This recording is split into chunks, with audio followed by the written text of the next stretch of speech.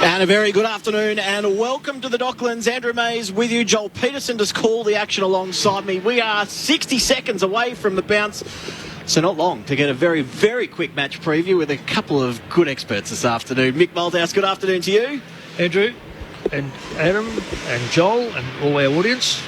And hello to Adam Tomlinson as well, current D. Now, I'm going to jump straight in, gents. We're 30 seconds away from the bounce here, with that game running a little bit over. Give us a tip. Who's going to win really quickly and why? It's going to be tight, but I'm still going to go to Port. They got the run on the board, and I still think they'll get over the line. Mick? Monday, Port. Selection, when they told me there was 6 out, Carlton. It's been a big week at the selection table. 6 out, as Mick mentioned. No late changes for either team. If you're just joining us, Ryan Burton will be the sub for Port Adelaide. Sub for the Blues is Paddy now. We've got 5 seconds till we're underway here under the roof. To call the action, Joel Peterson on Grandstand AFL. Big 24 hours here at Docklands. 50,000 here for the Matildas last night. And a big crowd in this evening as the Blues look to extend their winning streak to 4, Port Adelaide to 14. Rosie out of the middle, Carlton kicking to the left of your radio dial in this opening term. Drew's onto it, handball to Houston, now to Farrell across half-back for the power, kick around the body. Rosie ran over the top of it, is picked up by Akers, who bangs the Blues to fall forward. Mackay and Curnow back with the flight. Clearing fist from Jonas back into the Port Adelaide team. Now Jones in the back pocket. Got it from Bergman. Gave it back to him. Floaty kick inside the defensive 50. Butters set a task. He was good enough. Got it away to Houston. Now to Bergman. Bergman with the hand pass. It's an errant one into the middle. So time here for Akers to mop up. His hand pass put McGovern under pressure. Just got his hand pass back to Akers, who's smashed by Powell Pepper. Wonderful tackle. Ball and all will have a stoppage at right half forward. Pepper gets to his feet. That was a crunching start. It's hot under the roof. To Koenig with the outside of the palm. Nice to see Dersman back. Lovely hand pass to Rosie. He'll go inside 50 with the kick. It's a little bit of a floater, lack penetration, and Kemp's there to take it on his chest, top of the defensive goal. You're right about Dersman, Andrew. It is terrific to see a young player come back. He's had 2 serious knee injuries in the last couple of years. He's great value for Port, though. Big part of what they like to do. Xavier Dersma, Boyd at half-back for the Blues. Kick overcooked, and Houston, who was the hero last time he was in this part of the world, collects on the outer side wing, chips short to Jones. Lockie Jones rolls onto his right boot, sticks it deep inside the 50 for the power. Finlayson's up in the pack. McGovern a hand to it. Drew kept it in front of himself. Now it squirts back to McEntee, to Butters. Slipped the tackle. Handball to Burgoyne, back to Drew. Now to Houston on the edge of the 50 for the power. To Farrell. Kicks run down. Great chase from Sam Walsh. Offloads to Cripps. Cripps lowered the eyes nicely. Short little pass finds Curnow just over halfway. He's got to wait for the troops to run forward. He's got an option at right half forward. It's Mackay and he hits him late out. Fought their way through that well, Carlton, and Mackay will line up for the first of the afternoon. He'll have to kick from right on 50.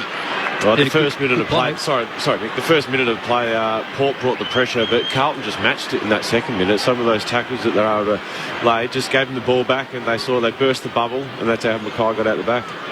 Too far out for the snap. So the drop putt test first up for Harry Mackay this afternoon.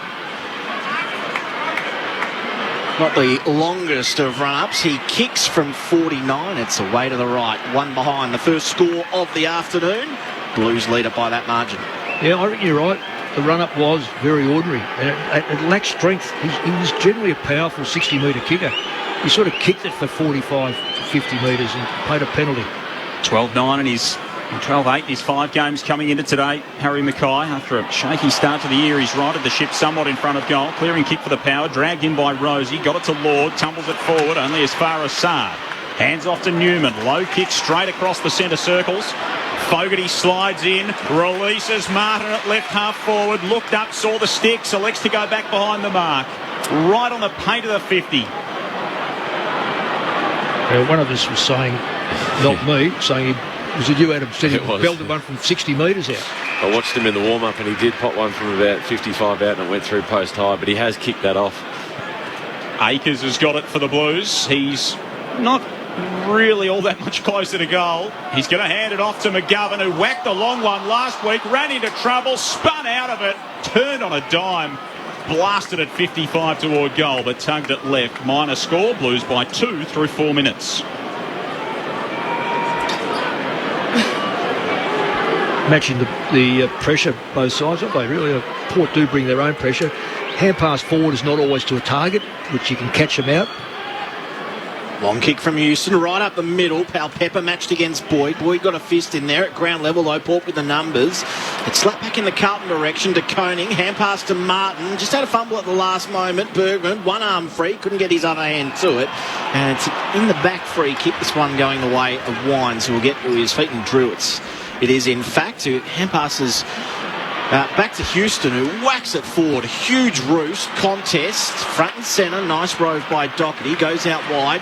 This kick will find Cottrell on the bounce, who turns it right half back. Has Doherty back inside. Goes 2 in by hand. Low piercing kick from Doherty is good to find Fogarty a little further on. He pauses just over halfway. Maisie, the Blues made a very late change in the moments before the game. Matt Owies was pulled out of the team, so Jesse Motlop's in. Paddy Dow is still the sub. Very interesting. Now it's in the forward 50 for Carlton. Curnow applying the tackle. It's a good one too. No, it's not. Too high on that occasion. Free kick going Port's way. Dersmo goes short to Houston, who's had a lot of it. I did see Owies in the warm-up. Yes, he ran out with them. Yeah, talking a lot with the trainers. So very, very late change. Absolutely it is. Motlop out there for the Blues to start. Here's Bergman at centre-half back. Launches it up the pipe. Good mark from Akers to take it away for the Blues and move it immediately to Boyd. Cruising through the centre circles. Stabs his kick out the left half forward where Charlie Curnow can collect it. 65 from home. Around the body, turned it over. Straight to Burn-Jones. He cuts the pass diagonally infield to Rosie. Enjoying another stellar season, the All-Australian, the power star. And a kick across the centre square. He finds Burgoyne in an acre of space on the outer wing. He turns inside as well. He kicks long inside 50. McGovern from behind. In front, Kemp did the roving. Squeezed a kick out through the hands of Walsh. Able to recover at ground level to Chera by hand. Across to Silvani. Still across half-back here, the Blues. Newman now has it. Undecided where to go. He has to snap it round his body. It's going to work out okay. Hewitt has it. Thought about the quick give over the top. Instead, short to Sard. He doesn't have anyone immediately on the mark. He's right on the AFL logo, on the wing. Has Curnow in a one-on-one. One grab, not the second. He's going to get the free kick anyway. Too high, Jonas, in that marking contest.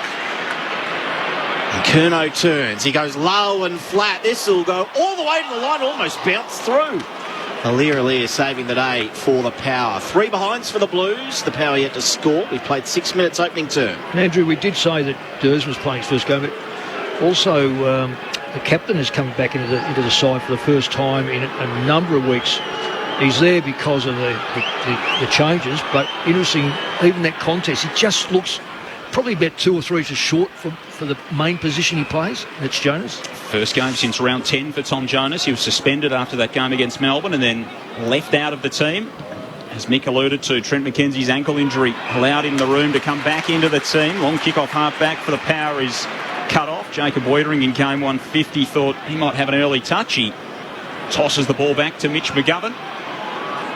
The Blues got it on half-back again. Cottrell in the centre of the ground. He's got Motlop on short. Kick over the top of him. Finds a good target in Curnow, who rolls around immediately.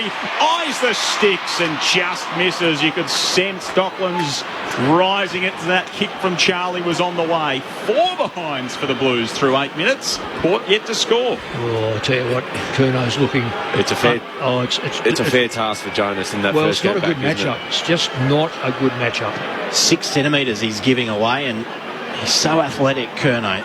This kick gets out the back, so again the Blues have it on the wing. Hand pass inside to Chera, almost caught. Low piercing ball. Curnow got a hand to it. There's a free kick. Now, which way is this going? It's going to be paid down the field, or is it right back where it is? Can't be. It's around the neck as he kicked it. Right. So this is coming all the way back to the centre. Mick, it will be interesting. I know Aliir is playing on Harry Mackay, but he is so athletic. He has the ability to match it with Curnow, so it will be interesting to see what they do. McGovern runs forward, lowers the eyes. It was just over the head of Mackay. Aliir snaps into the middle, only as far as Newman. So Carlton system working well to start off. Newman's got a long left boot on him. He chips it to full forward. Bounces off the head of Silvani. Dersma tried to slap it through. Silvani socketed it through. Xavier Dersma lunging desperately toward his defensive goal. Got a hand on it. Didn't get enough on it. And Jack Silvani just had to toe poke it into the back of the net. A bit like Mary Fowler here last night. 1-4-10 Carlton. Port yet to score. 9 minutes play. For everyone sitting at home, they obviously can't see what's happening. But when you play against a team that applies so much high pressure that Port Adelaide does, if you can give a big spoil which breaks that line and bursts that bubble, you've then got extra numbers on the outside, and Carlton have done it 3 or 4 times. They're not necessarily off a mark. Even when handballs come through, they come forward, give a big spoil, and they're actually able to rebound really well. And I mean, it's 1 goal for 4, but 5 entries inside 50 in a really short space of time. De Koning v Lycett in the ruck. De Koning leap side, actually tapped it down to Lycett, who was good enough to get the hand pass away. Scrubbed kick, fell with Boak.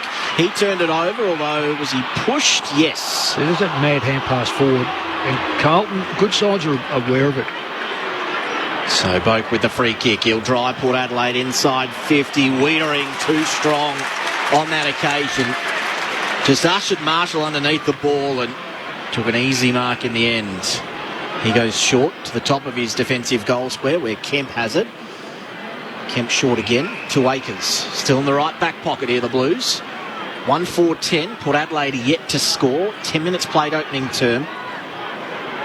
Kick towards Silvani. He tried to work his man under it. And out the back was Hewitt. His short pass finds Mackay on the wing. Mackay rolls around onto his left boot. Sends it inside 50 towards Charlie in a 2-on-1. The numbers aren't with Carlton. He had to turn defender in the end. Curnow slapped it toward the boundary line. Jonas ushered it across. It'll be tossed back in. 60 metres out from the Blues goal.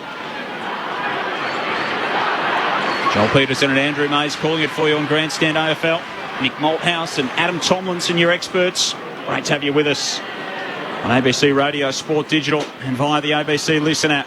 De Koning decisively down in ruck, and then immediately wraps up Wines. Ball's not going anywhere. Another ball up across half forward for the Blues. Tossed up. De Koning over the top.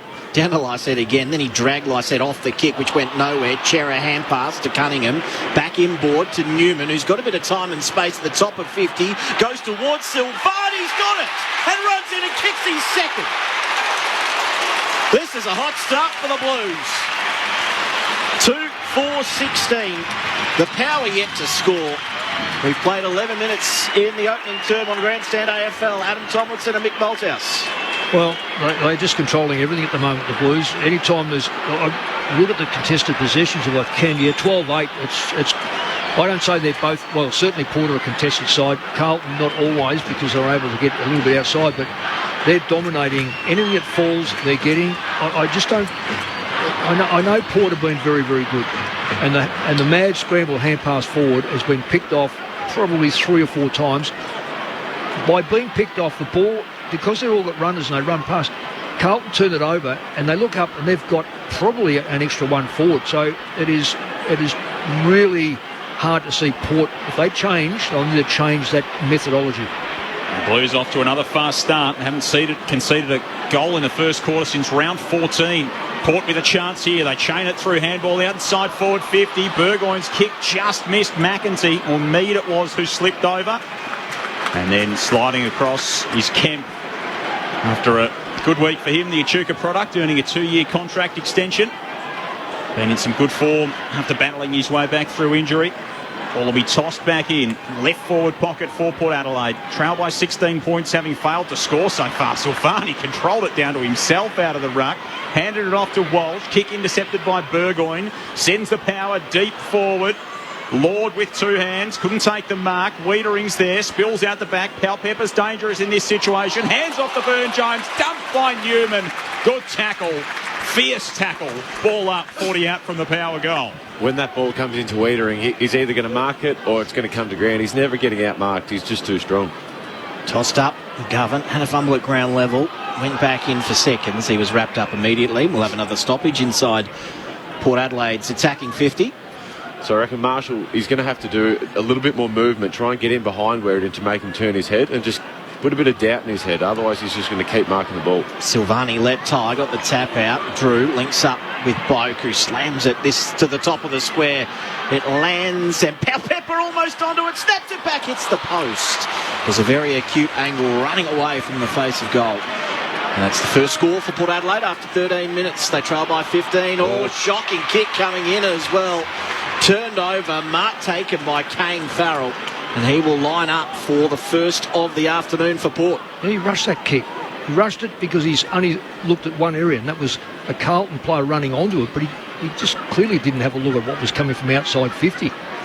Well, when your duty is to kick that football off, you have got seconds up your sleeve to see the ground. You've got to play like a chess player.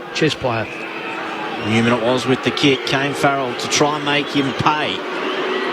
He'll kick from 45-degree angle to the left. It's narrow the whole way, one behind. Port double their score, lead back to 14 points. McGovern to bring it back into play this time for the Blues. He'd go to the same part of the ground. Kicks an absolute bullet out to half-back. Houston almost came up with disposal number 10 in the early stages. He's been prolific. Farrell is there. Handed it off to Drew, around the body inside the 50. It's going to be a free kick going back to the power. See someone down out there? Yep. And down in a big way too, I think. That's Harry Mackay, who's got a sore right leg. Ankle. I reckon I saw him grab for his ankle somewhat. Here's Kane Farrell. Now he's got a terrific shoe on him. Kicks an absolute pitching wedge to the pocket. Hal Pepper got upstairs. McGovern's kick smothered. Landed in the lap of Chera. He's grabbed immediately inside defensive 50 for the Blues. Now it squirts out to Rosie, who swivels the hips, arches the backs, eyes the goals, and Wiedering's there on the line. He kept it in play though. Lord grabbed it for the power, handed it off, and they'll get their first through Marshall. They're pretty stiff there, the Blues, in the end.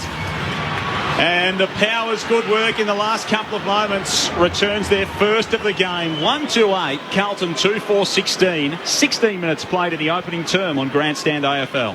Now, it's only a small sample size, but we know this year that footy swings on momentum. Since that kick from Newman out of full-back, the last 90 seconds has all been played in their third of the ground. And, I mean, the ball does bounce your way, but that stayed in long enough. And that may be the little kick that Marshall needs to get going and have a good afternoon. But for the last 90 seconds, it definitely has been in Port's half. Well, this is where, as Mackay come off? Yeah, straight down the race. Yeah, that didn't look good. That did not look good at all. I'm sorry for the Carlton supporters because you hate hearing that about injuries. But now the dynamics of that forward line can change now. Koning leaps high, attacking tap. It's all Port Adelaide there, although a fumble at the last moment allowed a few Blues in. Houston on hands and knees. Gets it to Finlayson. They're retreating here now, Williams. Hand pass right up the middle is excellent. Is able to find Rosie. Short one to find Boak, and that kick is good for Butters, who has it right on halfway. And it's very distinct because the line is still there from the soccer last night.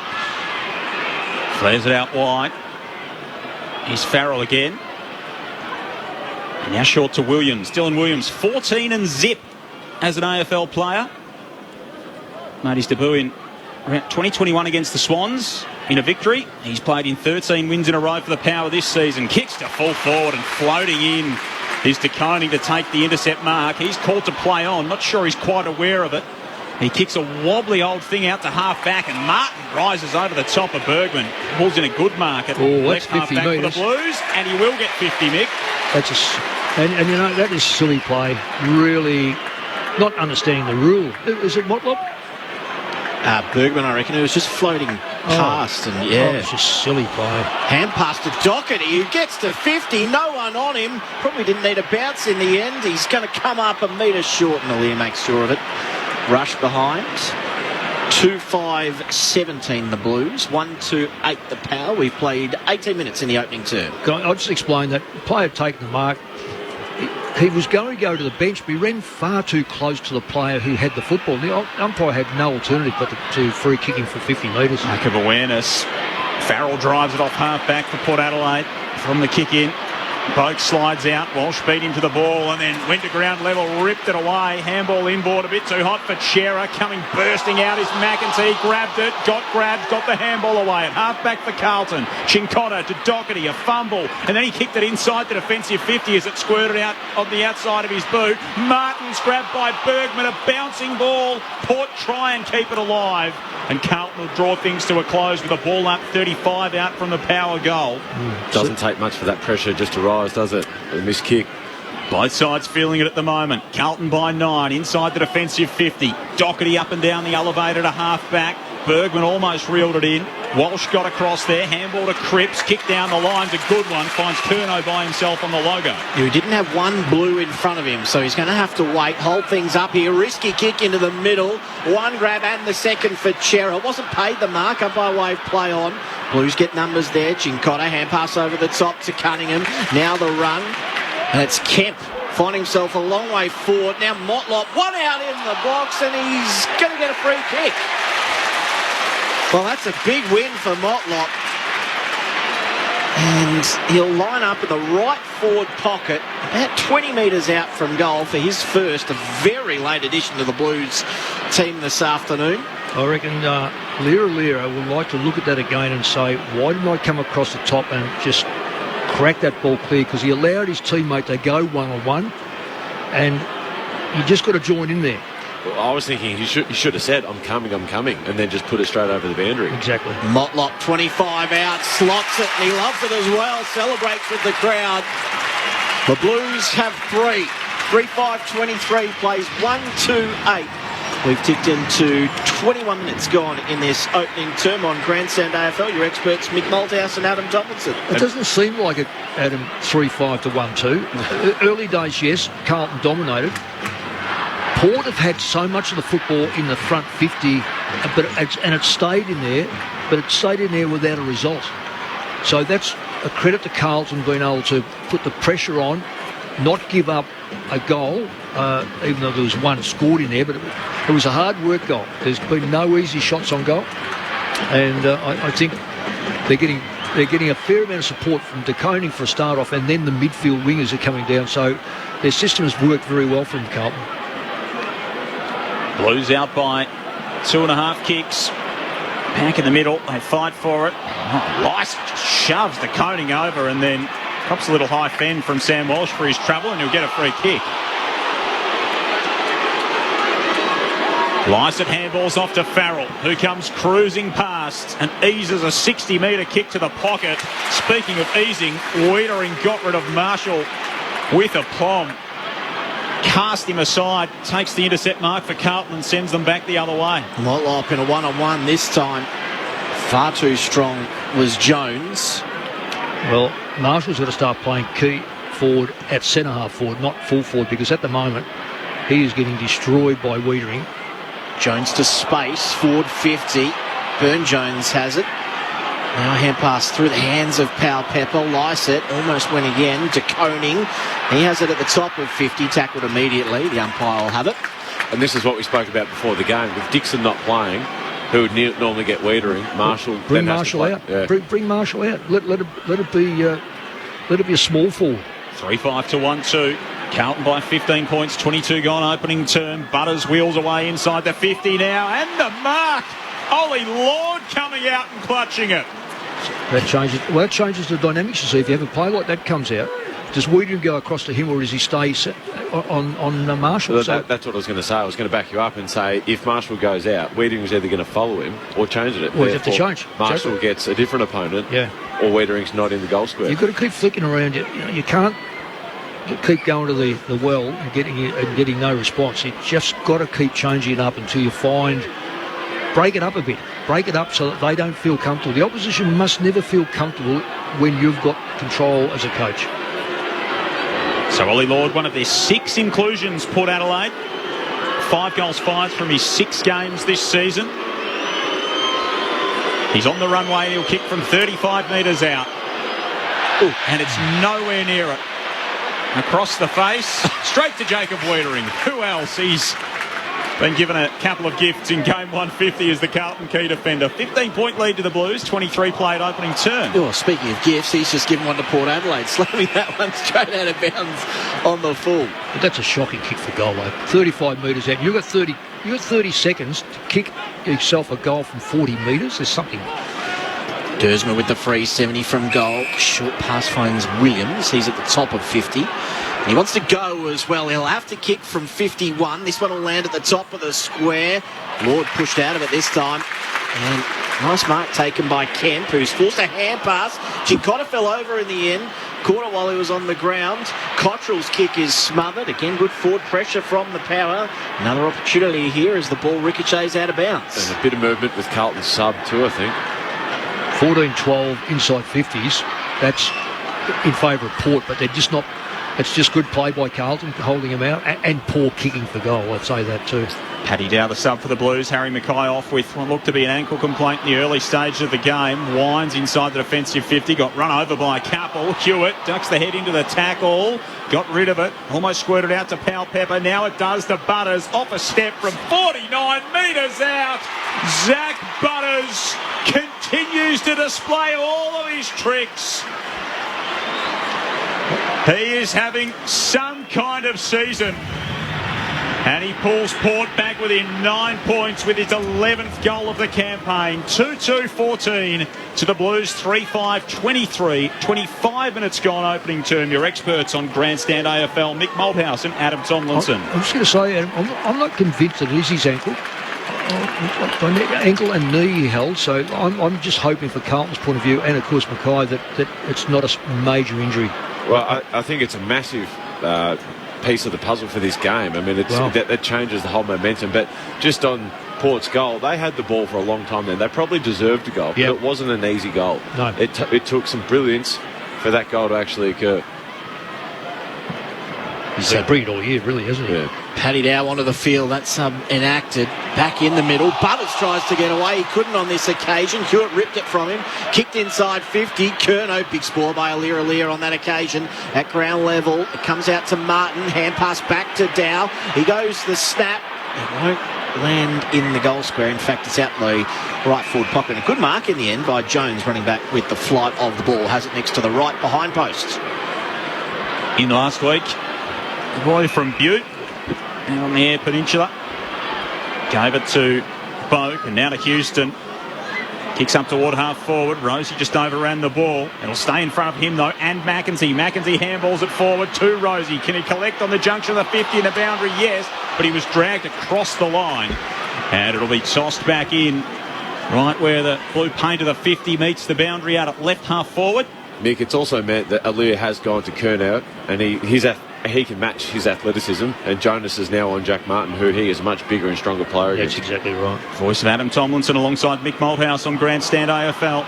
Blues by 9 points, late stages in this opening term. Boak and Wines in there on the tackle. Chera not going anywhere. And we'll have a ball up right on the edge of the 50 for the Power. Blues by 9. Closing stages of this opening term under the roof. Cincotta has it. He slid in, and it's too high. Yeah, you're right. He did slide in. I suppose he was already bent anyway, so it's a bit hard to straighten your 6 foot plus if you're already on bending your knees. So, in fairness, that's a good free kick. Cincotta in the right back pocket. Long kick towards the wing. One of the flyers is Curnow, but on that occasion, Houston has it. Goes to the middle where Dersma picks it off on his chest. From behind the centre circles. High kick. It'll land inside 50. Marshall gets there. For the first time this afternoon, he wasn't matched up against Wiedering. Who's gone to the full back. That's a good move. So Marshall playing high means that Finlayson, who is a good goal kicker and a different type of movement player, Wiedering now has got a different player. So whether Michael Voss has blinked to you, does he keep him out on Marshall, who's a goal kicker, or does he put, like say, who's down there? Kemp, perhaps. Well, McGovern was on him then, and McGovern's an intercept player. He's not necessarily a back shoulder defender. Exactly. Marshall from 49. She's for someone who normally kicks the footy beautifully. That is a shocker. That's 2. Left forward pocket. It landed 10 metres short, and De Koning takes the mark and gets 50 as well, because for some reason Lysette dragged him to the ground. That was a ruckman. De Koning wasn't behind his mark, so he's going to have to come all the way back to centre half back, as he was looking to give the quick pass to Doherty. So De Koning short to Wiedering.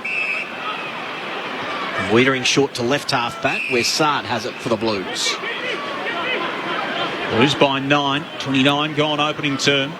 Look at slow build as we reach quarter time. Sard kicks up toward half forward. Kerno charges his way to the front of the pack, brings it down to Chera, handball to Dow, handball to Martin. The Blues inside the 50, and now Fogarty's in on goal, trying to end the quarter in style, just misses to the left. They've had plenty of chances early, Carlton. 3-6 plays 2-2, 29 minutes played in the opener. Well, Ken Hinkley would have hated that play, because they all got sucked in. All Port's players got sucked in. They left the corridor totally open. The Carlton player who got rid of that ball second last, he had 3 clear teammates ready to score. Would have been just before the final siren as well. Williams running outside his defensive goal square, and the siren sounding immediately on an entertaining opening term here under the roof. Carlton 3-6-24. Leading Port Adelaide 2-2-14. The margin 10 points. Goal kickers for the Blues. Silvani kicked 2 in 3 minutes, and 1 to Motlop for the Power, 1 to Marshall, and 1 to Butters.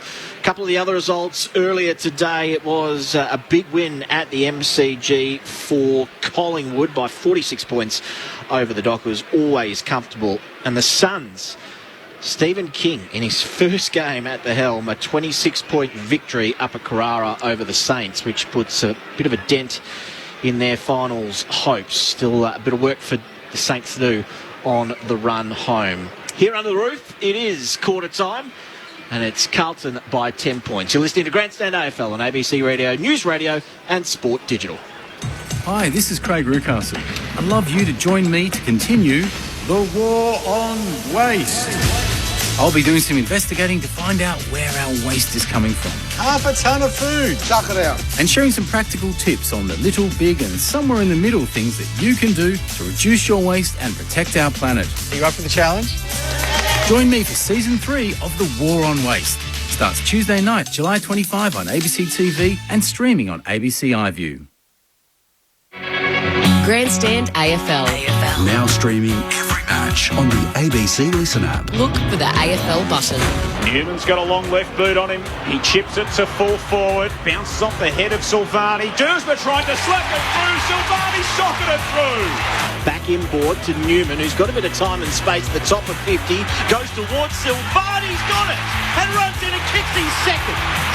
This is a hot start for the Blues. Now it squirts out to Rosie, who swivels the hips, arches the backs, eyes the goals, and Wiedering's there on the line. He kept it in play though. Lord grabbed it for the Power, handed it off, and they'll get their first through Marshall. Motlop 25 out, slots it, and he loves it as well. Celebrates with the crowd. The Blues have 3. Almost squirted out to Powell Pepper. Now it does to Butters. Off a step from 49 metres out. Zach Butters continues to display all of his tricks. The 2023 AFL season. On radio, ABC Sport Digital. and now streaming on the ABC Listen app. Welcome back to the Docklands. It is Carlton 3-6-24 leading Port Adelaide 2-2-14 at quarter time. Andrew Mays and Joel Peterson calling the action for you in case you missed it a little earlier today. It was Collingwood by 46 points over Fremantle and Gold Coast by 26 over St Kilda. The major news from that opening term, Harry Mackay going down with an injury. Paddy Dow has been subbed into the game already. Your experts, Mick Malthouse and Adam Tomlinson, give us your thoughts on that opening 30 minutes of footy. Oh, well, it was a really hot football earlier. Man, the pressure from both sides was great. Port started and Carlton matched it straight away. And I think it's going to be really interesting to see how we see the start of their second quarter with Mackay coming out. Are they going to spin the magnets? Because they've got to change a few things. Dan Houston's having a real impact on the game. He's been able to not just, be damaging with the ball and foot. He's actually taken a few intercept marks as well, because Carlton did dominate the first part of that quarter. So really interested to see what Carlton do for the start of this second quarter. Yeah, well, I'm just trying to get my phone to work so I can find out and see what they tell me about Harry Mackay, because I'm not sure it is his ankle. I hope it's not his knee, but So the Blues said that they'll just provide updates when he comes to hand. A couple of other people tweeting that it did look to be an ankle, which was our first impression of that. Yeah, it was, but okay. My impression of the game so far is it's almost predictable. I know there's been a heck of a lot said about how Port have been playing. They play with they play very freely, and I've seen Carlton now pick them off early days 3 or 4 times with just shove the ball forward and hope that someone's there. Well, Carlton have got their system in place that it's not someone who wears the same colour as the Port, so the Carlton were able to resurrect and take it back and turn the ball over and put them into a dangerous position, because that ball, when you see a teammate take the ball forward, it's almost instinctive that you work forward, and it might be 1 step, 2 steps. It might be, if you're an adventurous player, you will go forward 10, 15 metres. That ball gets turned over, you are then chasing. And a couple of times, particularly early again, and the last shot on goal should have been a goal, but the last shot on goal, Port were caught out terribly defensively. Really, it opened them right up. A better side would have, and when I say better side, a better finishing side, that 3-5 possibly could be 6, was it 3-6? So it's 3-5, sorry. It could be 5-3 easily. But when Port win the ball forward to centre and are able to keep the ball inside their front 50, they are highly dangerous. At the moment, they're not scoring from those entrances. They've got more entrances than Carlton, or thereabouts. I think it's 16-14. But the tide will turn. They will be able to do that if they continue to get that ball forward. And as Adam has already said, the dynamics of that forward line now, the emphasis now is on Curnow and perhaps Silvani's, who's kicked 2. But they've got to, both sides have got to make the most of it. We've seen Marshall, and I forget who the other player was, didn't make the distance with their 2 shots on goal. And quite frankly, they were both 35 to 40 metres out. So we've had a bit of a mixed game, I reckon. It hasn't been the quality that you expect. Marshall's such a beautiful kick normally Long kick too. 23-11 on the season. Todd Marshall. Well, he'll still be 23-11, but it won't show that he actually, kicked the 35-metre kick that went 25 metres. So the start of the second term here under the roof. Dakota gets the tap away. It's the Blues by 10. Cripps falling to his knees. Hand pass. It was a bit hot for Walsh, who had to paddle it down. Gained it. Gave it to Hewitt. Kicks a tumbling ball inside 50. Aaliyah, he was very nimble there, Aaliyah. Got away from Curnow. Long kick out of defence. Lycett going back with the flight. Wiedering came in late. Took it. Shoved Hewitt out of the way. Doherty with a grubbering kick around the corner. It might work, although intelligent tap to the advantage of Williams, who gave it up. Doherty now in there again, becomes a tackler on Houston. Burgoyne out the back. Hand pass to Marshall. Short chip inboard, and Akers takes an athletic mark over the top of Burn Jones. Turn it over. They just keep turning the ball over with these. It's a good kick from Akers. Silvani made it work. Marks said left half forward, goes into the pocket. Martin and Curnow both there. Martin running across the 50. Curnow out from the pocket, and the former takes the mark. Jack Martin's got it tight in the boundary, 40 metres out in the left forward pocket. Well, this is almost a repeat of the first 10 minutes. Shoved into one. Mistake. Get the ball clear and then give it up. I'm a bit amazed at Port. He tries luck going around the body here is Martin. 4-5 from his 5 goals coming into tonight. He curls it home and misses to the near side. A little bit too much purchase on that. Sorry, Joe, but I'm a big Tom Jonas fan. I think he's a great defender. I just think he's playing a little bit within himself, or he's thinking about his first game back. He hasn't played for a while, because normally he would absolutely crash that ball that Silvani marked and spoil it 15 metres forward. So Williams goes straight up the middle. Kemp in a one-on-one. Couldn't gather it. Boak smashed out of his hands. Went the toe. Straight to Wiedering. Kick inside 50. Jonas does smash it on that occasion. Cleared the immediate danger. Straight to Hewitt though. Off to Dow. Snaps inside attacking 50. Jonas dropped the mark. It was spoiled. Hand pass comes away. And Motlop outside of the boot. Curls it and has it second. Neat finish from Motlop. And the Blues extend their lead to 17 points. 2 minutes played, second term, 4-7-31, plays 2-2-14. Mick Malthouse and Adam Tomlinson, your experts on Grandstand AFL. We haven't seen it in their forward line yet this quarter, Port, and it's been controlled by the midfield. I was looking at the stats at quarter time. Walsh and Shearer had not kicked the football, but they had 11 hand passes between them. And I'm just trying to work out what are those hand passes doing. And right now, when you have a close look with him and Paddy Cripps as well, they are setting up the wide ball, and that's what's keeping the ball inside the front half. So if they continue to get their hands on it, the likelihood is that Carlton will have enough opportunities to win the game. But Port, as we saw in that second quarter, started to turn around. So we'll have to see what happens now, the dynamics of the middle. 2 goals for Jesse Motlop. Not bad for a bloke who wasn't in the team an hour ago. 7 a sandwich. Very, very late change. And he's got a couple to start. Jack Silvani with the other 2 for Carlton.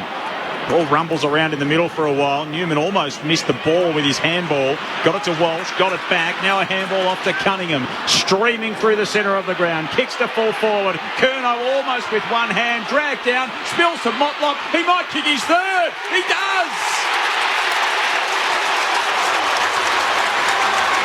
Jesse Motlop having an absolute day out. A day on which he wasn't even picked in the team. 5-7-37 to Port Adelaide, 2-2-14. 4 minutes played in the second term. It's the Blues by 23. And Nick, back on what you just said, that long handball, that wide or longer handball inside from centre clearance, that's what's getting Carlton forward and their runners ahead of the ball. And twice in a row, once you get the ball inside 50, defenders can panic, and it's almost a free kick there as well to Curnow. Yeah.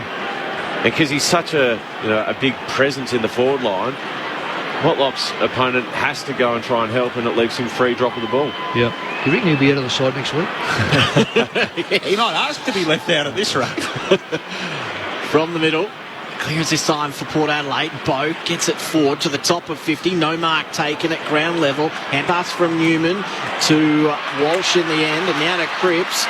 Hewitt just forced it on the boot. And it's going to land on the chest of Curnow.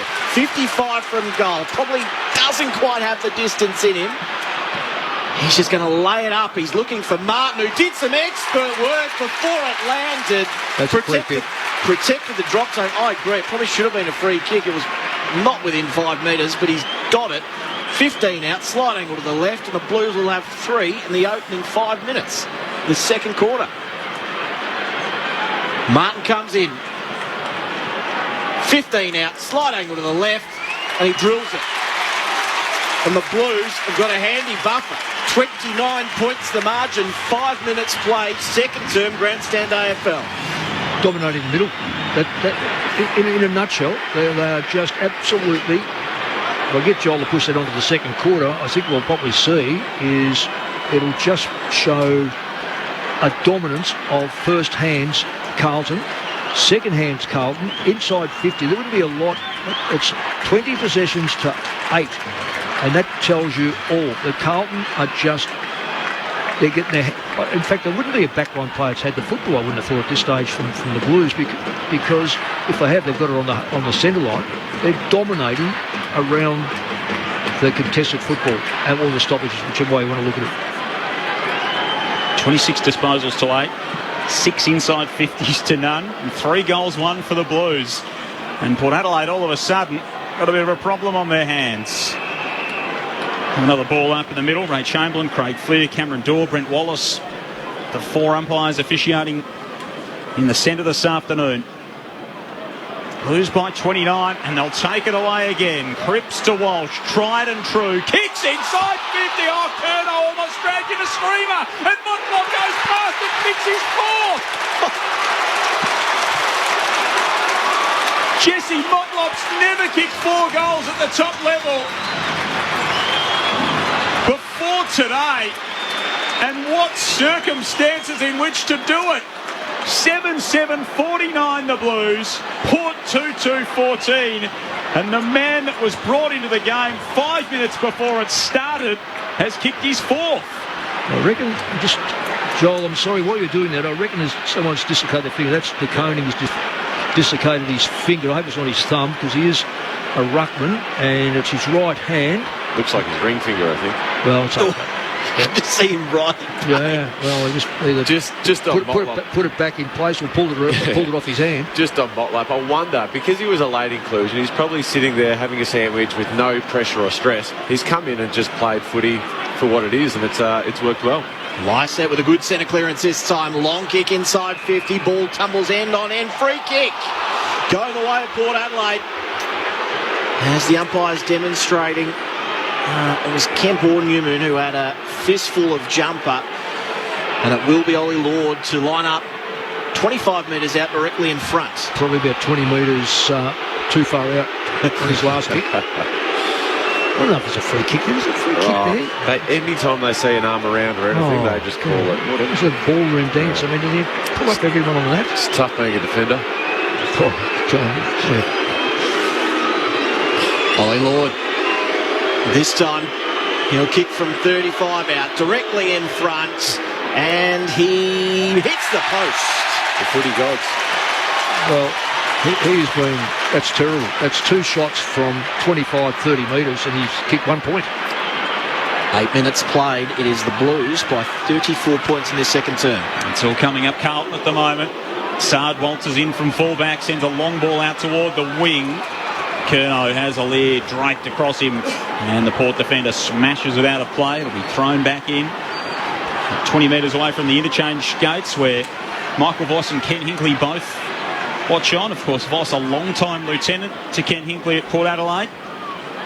Both doing their work from in front of the players this afternoon. And the Blues head honcho will be very happy with what he's seen. He'll be happy again as they take it away from the stoppage once more. Akers handballs infield to Walsh, who looks up and kicks toward Cunningham.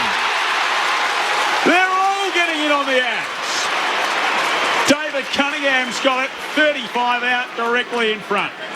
The ability for Blake Akers to get that long forward handball to Sam Walsh, because Walsh is such a good runner, he can see it unfold, and he gets on his bike, and that it's a beautiful kick inside 50, but he just had so much time and space because of that handball from Akers. Kicked a couple against the Hawks a couple of weeks ago. 4th game of the season, the long road back from injury. He sticks it through. And the Blues are out by 40.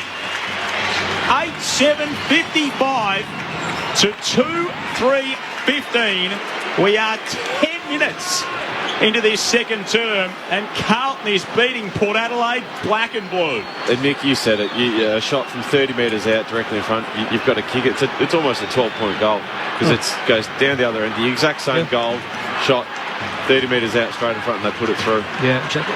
The thing is, you look at the stats. Stats don't, well, they do lie, but this one in this case, it's 5.5 minutes of actual play. Port have had the ball 11 times.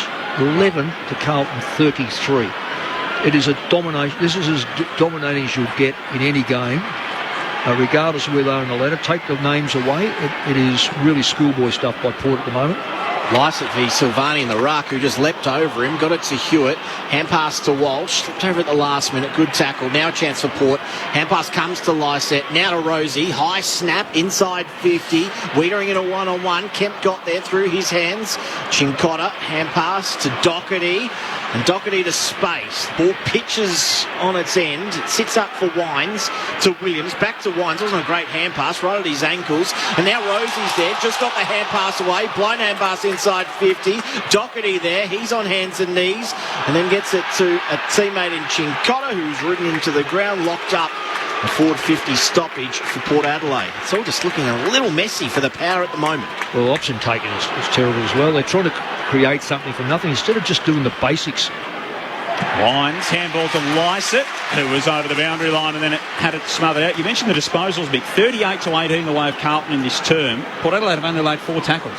Yep. They cannot get a hand on them. No, because Carlton move the ball so quickly and precisely. They're not hanging on to the football, and they've got numbers everywhere. And one of the best pressure teams in the competition.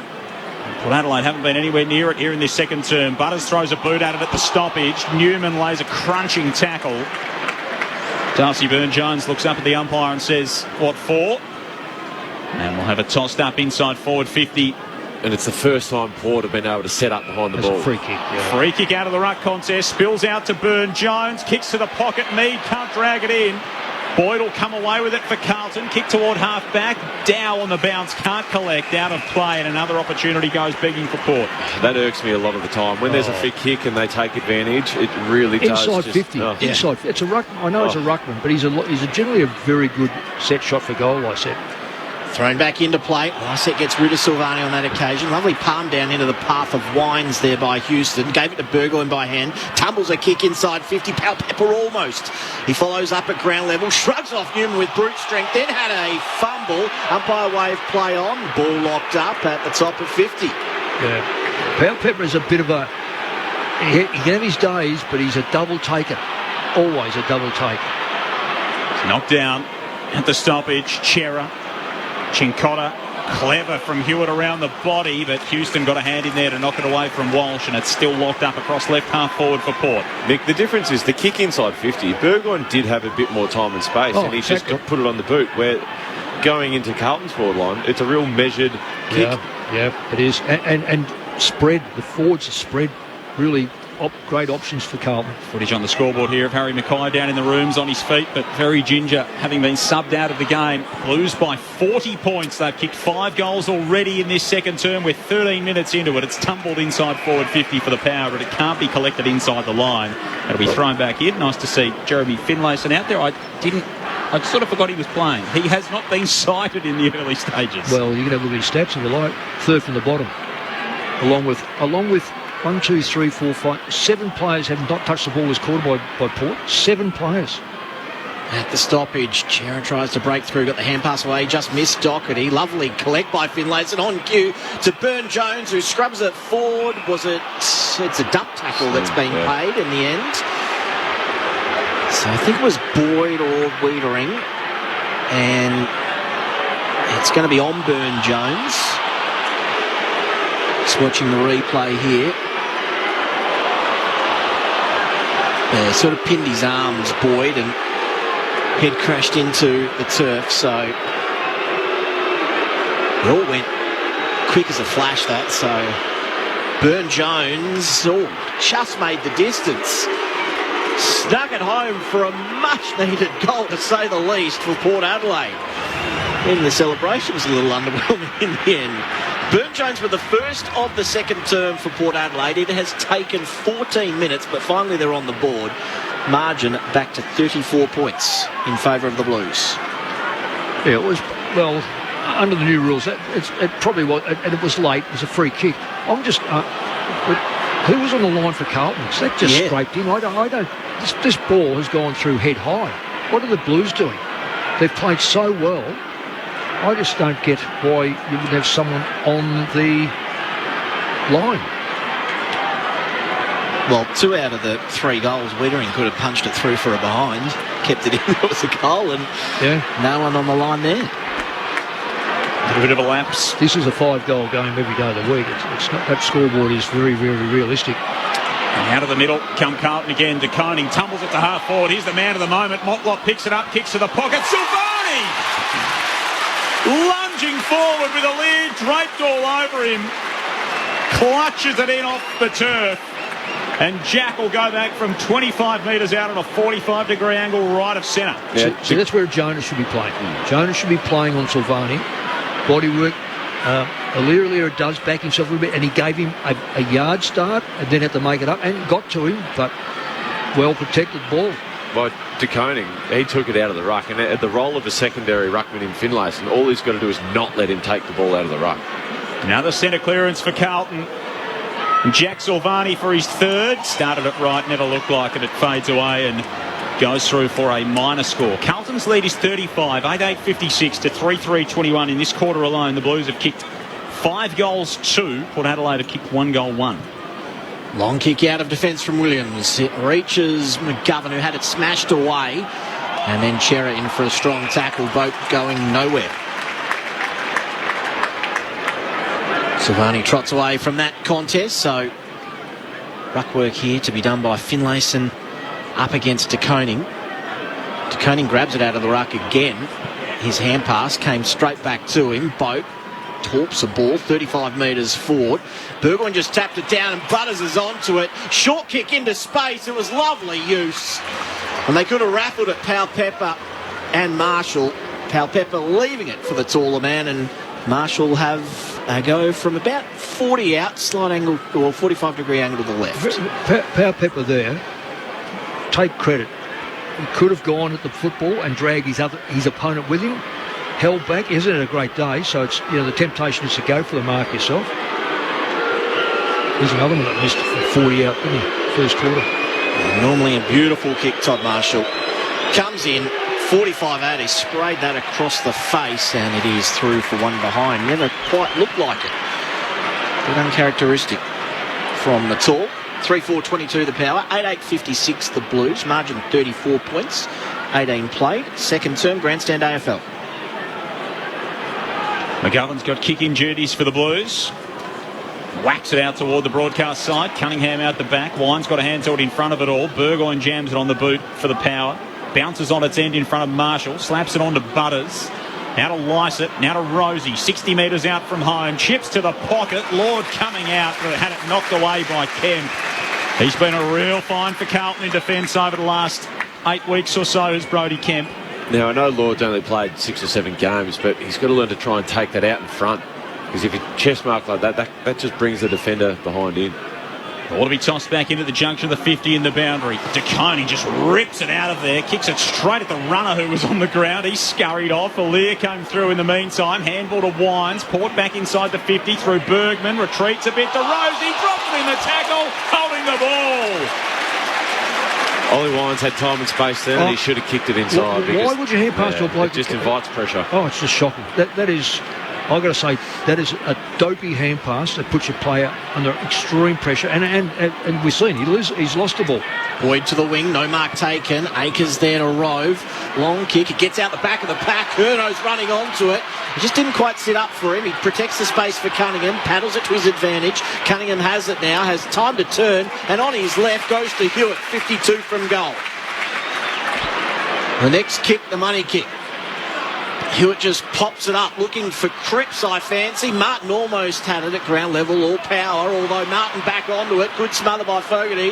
Martin and Fogarty both become gang tacklers, and Jonas is going nowhere. A couple of inclusions over the last 3 weeks there for the Blues in Fogarty and Martin, who've added significant forward pressure. And we'll have a ball up 30 out from the Blues goal. They're up by 34, Carlton. Slapped out toward Akers. Bergman pushes him past the football. Latching onto it is Martin.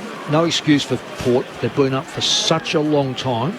It looks like they've just got to the end of their tether at the moment. They just don't have any system or spark in themselves. Rosie inside the defensive 50, gave it to Lycett, gave it to Jonas, tumbles it outside the defensive arc. Broad brought it down. Lord brought it down to Boak, who handed it off to Dersma. His kick cut off by Boyd. Carlton will slow it down momentarily before they keep the ball in motion. Doherty's got it right on halfway. He rolls around onto that booming right peg, sends it inside the 50. Silvani's got 4 to beat. Jonas dropped the mark, and it's dragged in. Walsh can't escape with the ball. 40 out from the Carlton goal, the ball up. Blues 8-8, Port 3-4, 20 minutes played, second term. Ball tossed up. Cripps doing a bit of ruck work this time. Knocked out the back. He's onto it, Cripps. Off to Akers, off the side of the boot, and out of bounds on the full. In the right forward pocket, Williams, the closest man to take it for the Power. One of the major differences of Port this year to last year, most of their backline players have got a 50 to 55 metre boot. And he's no exception, and they generally find the right target. Although it was sat up for Boak. Got a nice knee in the back as well as Hewitt came late. Kick comes wide. Umpire is thinking about it. All four umpires are thinking about it, and it's going to be a throw-in. And so it should be. Yeah, I thought they were going to play deliberately. They all just looked at each other. Well, I think they're looking at each other to get an indication. I don't mind that. You've got a bit of time before the ball can come back in. But it was a good decision. Toss back in to Koning. Taps it down to Cripps. Hand pass at the ankles of Hewitt, who shrunk the tackle. Got it back to Cripps. Outside to Walsh. She's on 50. He just sets it up at the top of the square. Curno's the flyer. Couldn't take it at ground level. Silvani couldn't get there either. Hand pass comes away of Cottrell. He overruns the ball. Boogan was clean. But then taken off it. Didn't get boot to ball. Snapping it and going it is Cottrell in the fourth pocket. Forward pressure again. Telling from the Blues. And the margin back to 40 points. 22 played, second term. Grandstand AFL, your experts, Mick Malthouse and Adam Tomlinson. Well, Port just can't get clean possession outside of their back 50. Every kick's been a hack kick or, just quickly put it on the boot. And it's just coming back inside 50 with more on it, and it just invites the pressure. And that goal is purely just from the rise in the pressure from Carlton. Yeah, fantastic tackling, forward line tackling. That's what Port Adelaide's built their game around this season. Carlton are throwing it right back at them. 40 points the spread. It was 10 at quarter time. The Blues have kicked 6 goals, 2 in this quarter. The Power with just the 1 goal.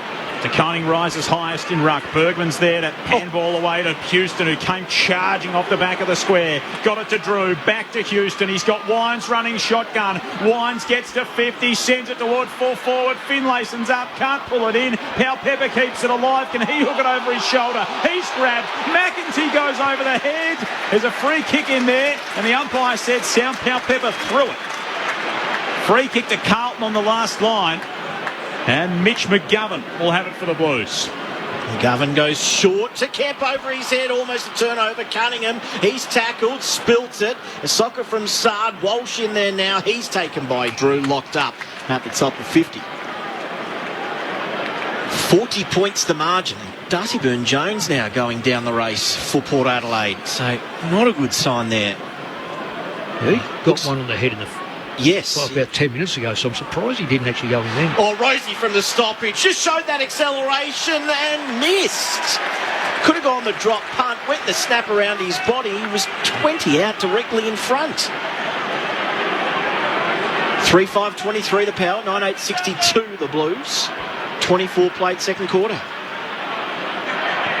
Doesn't often miss when you give him an opportunity like that. Connor Rosie, kick out toward Cripps for the Blues. Taken away by the opposite number 9, Butters. His kick smothered as it tumbles inside the forward 50 for the Power. Doherty and Lord can't lay a hand on it. Goes out for a throw-in. 45 around from the Power goal. He would kick that goal 99 times out of 100. They haven't dated a Port. They've gone back to what they were last year.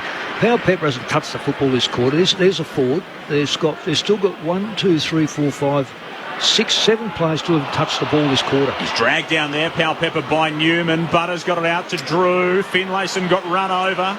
Now Sard for the Blues to De Koning as they take possession. Tumbles it outside the defensive 50, but it's marked by Boak, who's got Rosie on very short. Elects not to go in that direction. Kicks to the pocket. Lovely delivery for Finlayson, who's finally on the end of one. Hasn't seen much of it in his direction so far. Sorry, Joel, he was free for a long time then. He saw he was on Sard and made the most of it. Handball's off to Rosie. He won't miss twice. Connor Rosie, such a classy finisher, accepts the handball from Finlayson and the challenge with the kick on goal. Margin 33 points the way of the Blues as Port get their second for the term. 4-5-29 to the Blues, 9-8-62. Your experts on Grandstand AFL are Mick Malthouse and Adam Tomlinson. Adam, you got something? Well, I was just going to say, Port have grinded a goal there because every time the ball went inside 50, Carlton found a way to bring it to ground and use their numbers. I'm glad Jeremy got his hands on the ball, Finlayson that is, because he had a couple of contests where he could have really grabbed the ball, but he sort of went one arm and tried to tap it forward. But I'm glad he got his hands on the ball there and gave it off and got a goal, because that might just be the little momentum he needs. Well, Port certainly got back in it as far as statistics goes. In other words, getting hold of the football inside 50. They've had a fair dose of it. It's just that when they go forward, you're sort of holding your breath, whereas Carlton go forward, they look like they're going to score. Win here for Drew out of the middle. Kick inside 50. Boyd collects it on the bounce. Hand pass to Chincotta. Out to Doherty and now to Wiedering by hand. Wiedering a dart. It lands at the bootlaces of Dow, who went for seconds, did nicely to hold the ball in, and Doherty comes over the top, making sure it's going nowhere. Jones applying good pressure with the tackle.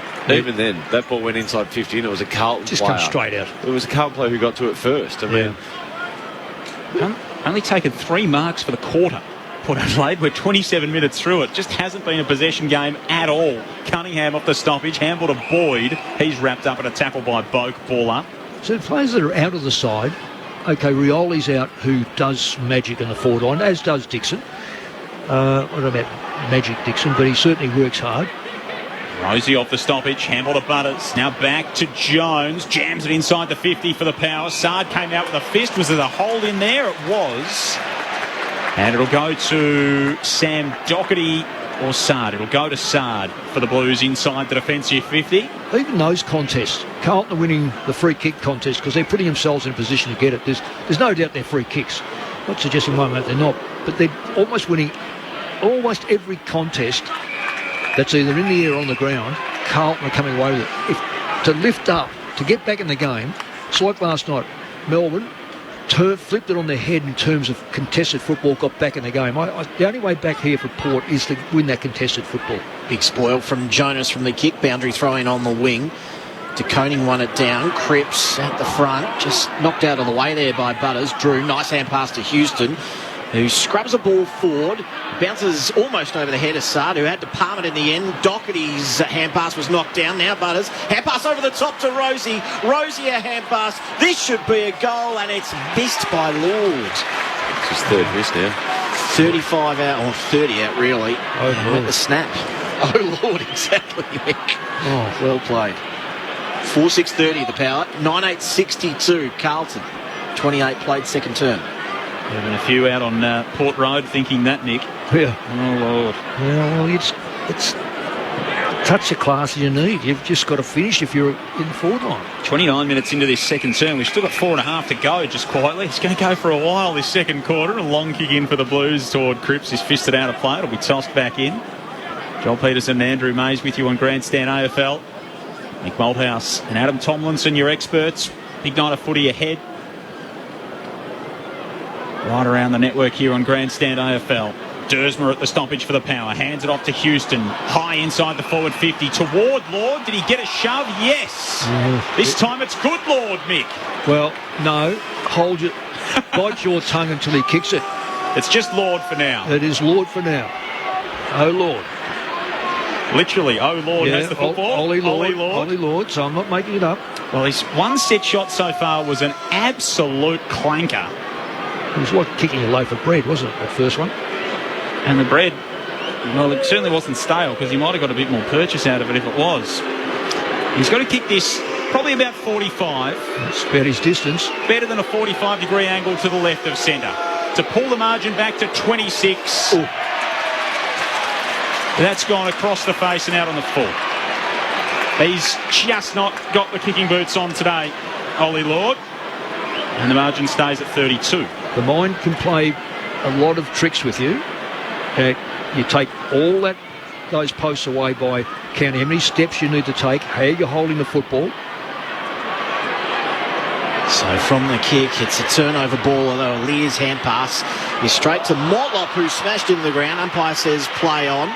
Akers off the outside of the boot. He's able to curl it round. Port Adelaide with the numbers, though. Burgoyne just had a fumble at the last moment. Good enough to get the hand pass away. Akers bursting through. Lovely interception. Kick over the top. It'll favour Lear, although it's spun back. Hand pass forward straight to DeConey. Well, that's at least who he was looking for. Lovely bodywork by Lear.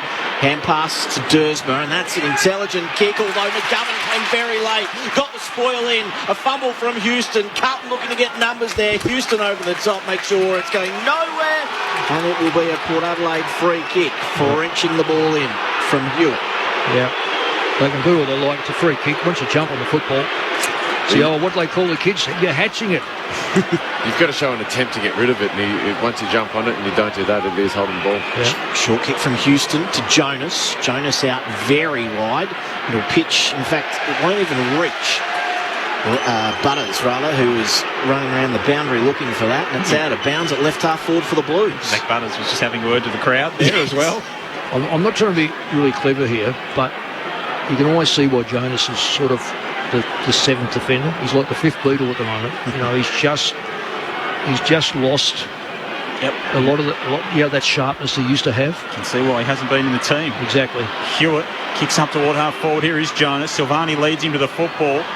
Gives it back to Hewitt. Jonas lays the tackle in there with Wines, the former co-captains. Now Vice and Captain Wines and Jonas. And that's what I was saying before, Mick. When you miss, what's it been, 8 weeks that he's been out of the side? But it's not injury. Yeah, but it's form. Yeah, he looks like he's playing within himself a little bit. I hope it comes in this second half because he is a pivotal part when he's up and going. Butters tumbles it down the line. It takes a boot and goes out of play. Right on centre wing, out of sight of the ground here at Docklands. Carlton 9-8-62 with 6 goals in this second term. Port Adelaide with 2, 4-6-30. We played 32 and a half minutes so far, and there's still a couple to come. Do seem to have steadied Port in terms of territory. And in that battle over the last 5 or 10 minutes. Taconi with the kick from the ruck towards half forward. Now Walsh, he's over the top of it. Wrench free from him. Drew, great hand pass to Houston. He slapped it onto his hand. It almost got to Bergman in the end, and he runs onto it. Kicks an absolute floater to right half forward. McGovern there for the Blues, led Marshall to it and happy enough to see it out of bounds. It'll be a boundary throw in, 60 from Port Adelaide's goal. Still got 90 seconds left on the clock here in the second term. Margin 32 points in favour of the Blues. Now, I thought he was just doing it to the secondary ruck, but Taconi has taken it out of the ruck and kicked it forward about 4 times even since he's been on Lycett, and it's really making it even harder for Port to get the ball back inside 50. Earlier today, Collingwood and the Suns, both big winners. Later tonight, Geelong and Essendon down the highway. And the Crows and the Giants, which is now 9th and 10th at the Adelaide Oval, and a very tasty game in prospect around the network on Grandstand AFL. No matter where you are, you can get those games via the AFL and the AFL Extra button on the ABC Listen app. Ball tossed back in. Lycett a hand to it.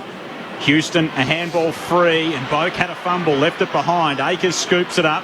Get the handball back here and release the run of Walsh. And now to Cunningham as the Blues surge forward. Cunningham goes inside the 50. Cottrell's got 3 to beat. It was set up for Aliir to do what he does so well. Intercept inside the back 50 and outlet to Farrell. That's where they're missing that second big target. Lovely kick from Farrell around the corner. And able to get it to Wines at centre half back. He switches play to right half back. Jonas has it. Chip over the top is okay to Houston. Looking inboard, Burgoyne. He holds it at the top of defensive 50. Happy enough just to play a bit of possession footy here. Back to Aliir inside defensive 50. Now to Dersma. He's in space at left half back. Could have gone quickly. Instead holds it. High kick. Kemp and McGovern there. Kemp with the spoil. Down to McGovern. Hand pass to Sard. Boyd's hand pass was knocked down. Allows Port Adelaide in here. Drew receives the hand pass. Kicks into the pocket. And that is better from Port. Finlayson has the mark, and he will kick after the siren once Ray Chamberlain brings him around on his angle. He'll start his approach from pretty much in the gutter. 35 minutes this second term has run. Blues by 32. This for Port Adelaide, just to go into the break with a little bit of reward for the last 5 or 10 minutes. He does have a left to right shape too, so it might be a bit hard. Finlayson from 45. He's hit that pretty well. It's just across the face. One behind. Adam Tomlinson knew him like the back of his hands. So a 31-point margin at half-time for the Blues. 9-8-62. Port Adelaide 4-7-31. We'll run through the goal kickers. First of all, for the Blues, 4 to the man who wasn't playing 10 minutes before the game, Jesse Motlop. A late in for Matt Owies this afternoon. 2 to Silvani, 1 each to Martin, Cunningham and Cottrell.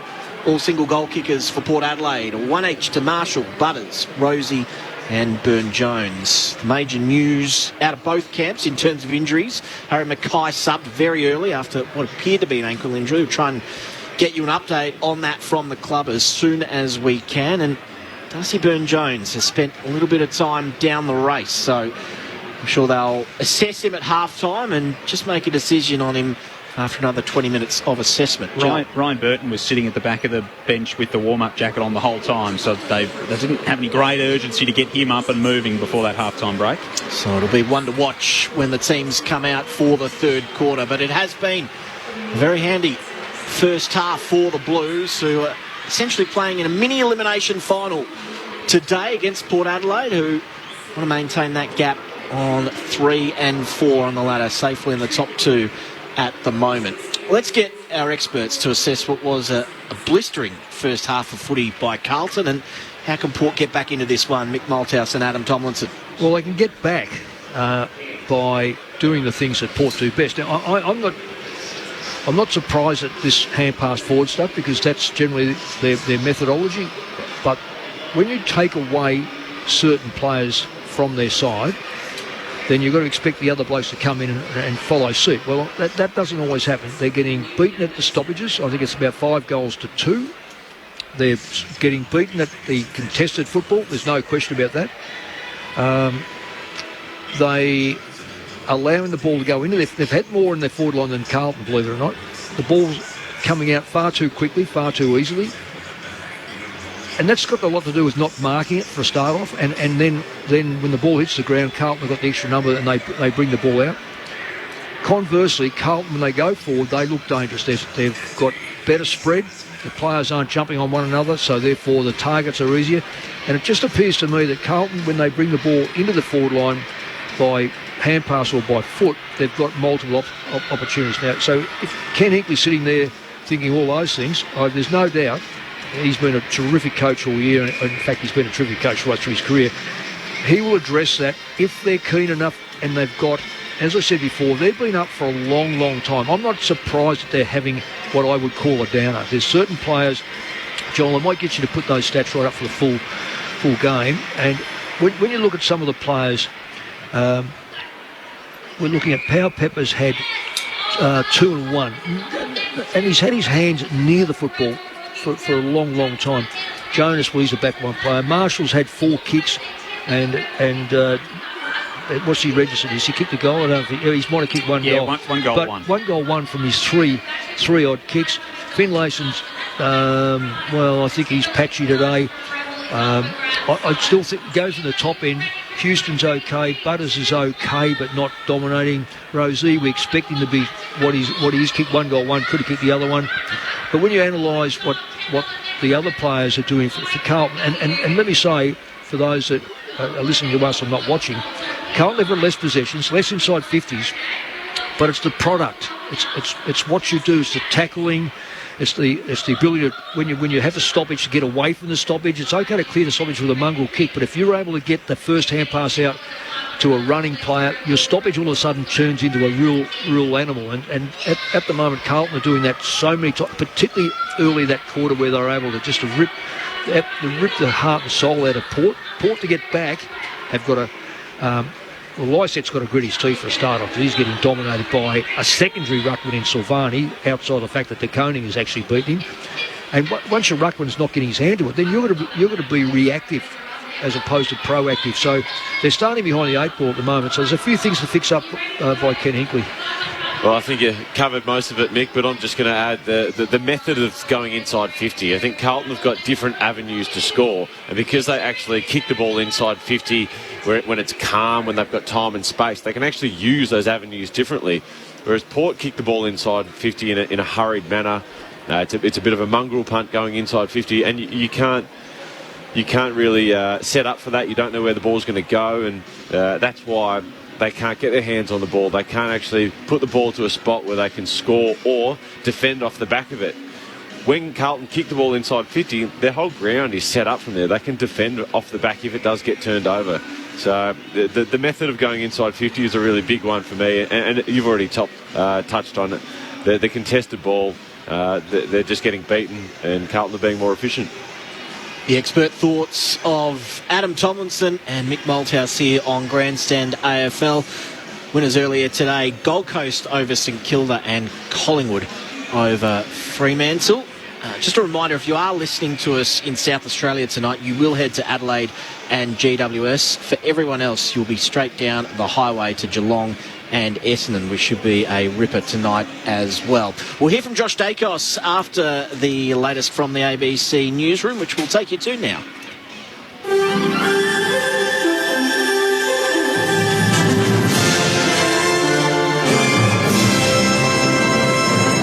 Hello, this is ABC News with David Rowlands. Polling booths are due to close shortly as voters on the Gold Coast electorate of Fadden decide who will replace former Coalition Minister Stuart Robert. Nicholas McElroy reports. Polls across the northern Gold Coast seat are set to close within an hour. Voter turnout has been sluggish all week, and that trend continues today, with sausage sizzles at some polling stations closing before lunchtime. Treasurer Jim Chalmers has been out campaigning in the electorate. He says while Labor does not expect its candidate, Letitia Del Fabro, to win, anything less than a 4% swing to the Liberal National Party could be considered a loss to opposition leader Peter Dutton. So I think anything less than that for Peter Dutton would be embarrassing for him.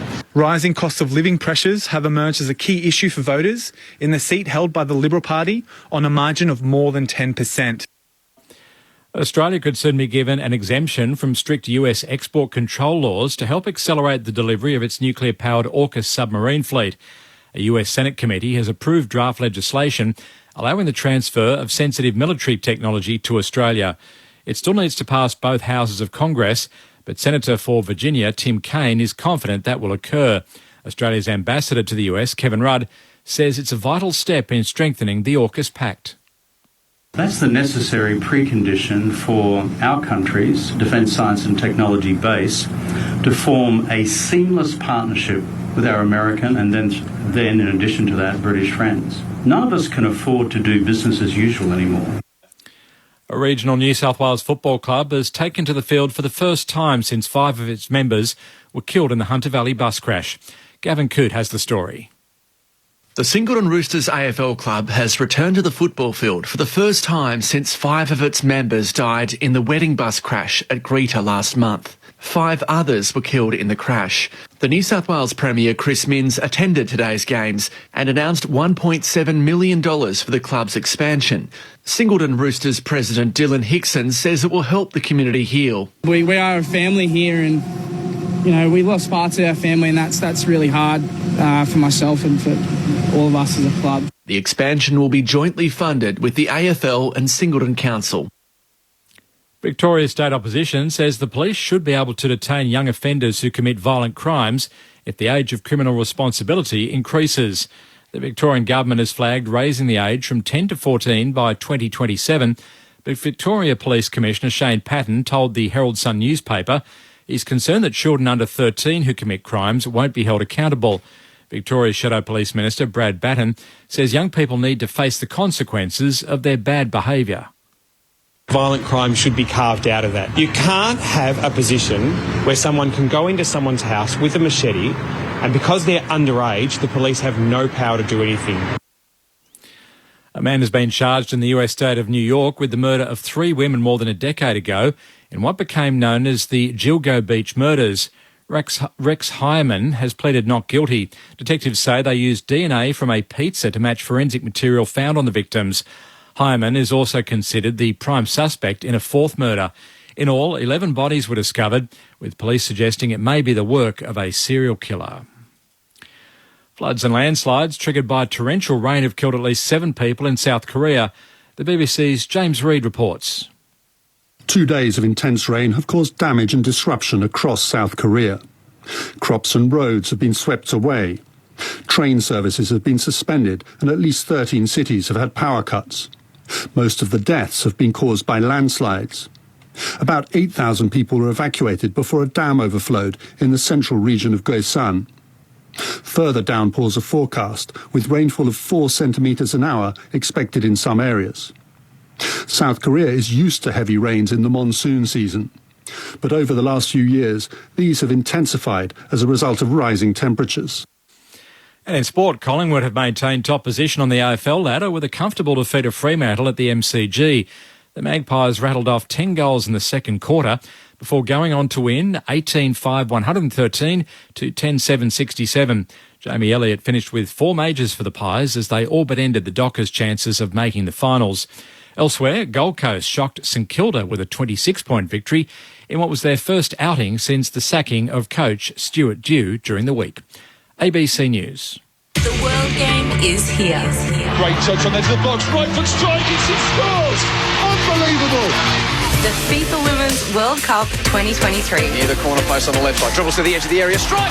Oh, it's in! What a wonderful goal! Live and commercial-free coverage on radio and on the ABC Listen app. Just look for the World Cup button. Kerr intercept, dribbles into the area, Kerr strike! The Aussie captain scores! The FIFA Women's World Cup 2023 starts Thursday. Protecting our planet.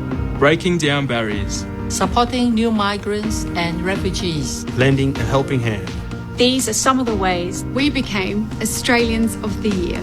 The Australian of the Year awards are nominated by you. So come on, reflect, respect, and celebrate Australians who are making a real difference. Nominate them now at australianoftheyear.org.au. Grandstand AFL. Now streaming every match on the ABC Listen app. Look for the AFL button. The Dow snaps inside attacking 50. Jonas dropped the mark. It was spoiled. Hand pass comes away and Motlop outside of the boot curls in an 8 seconds.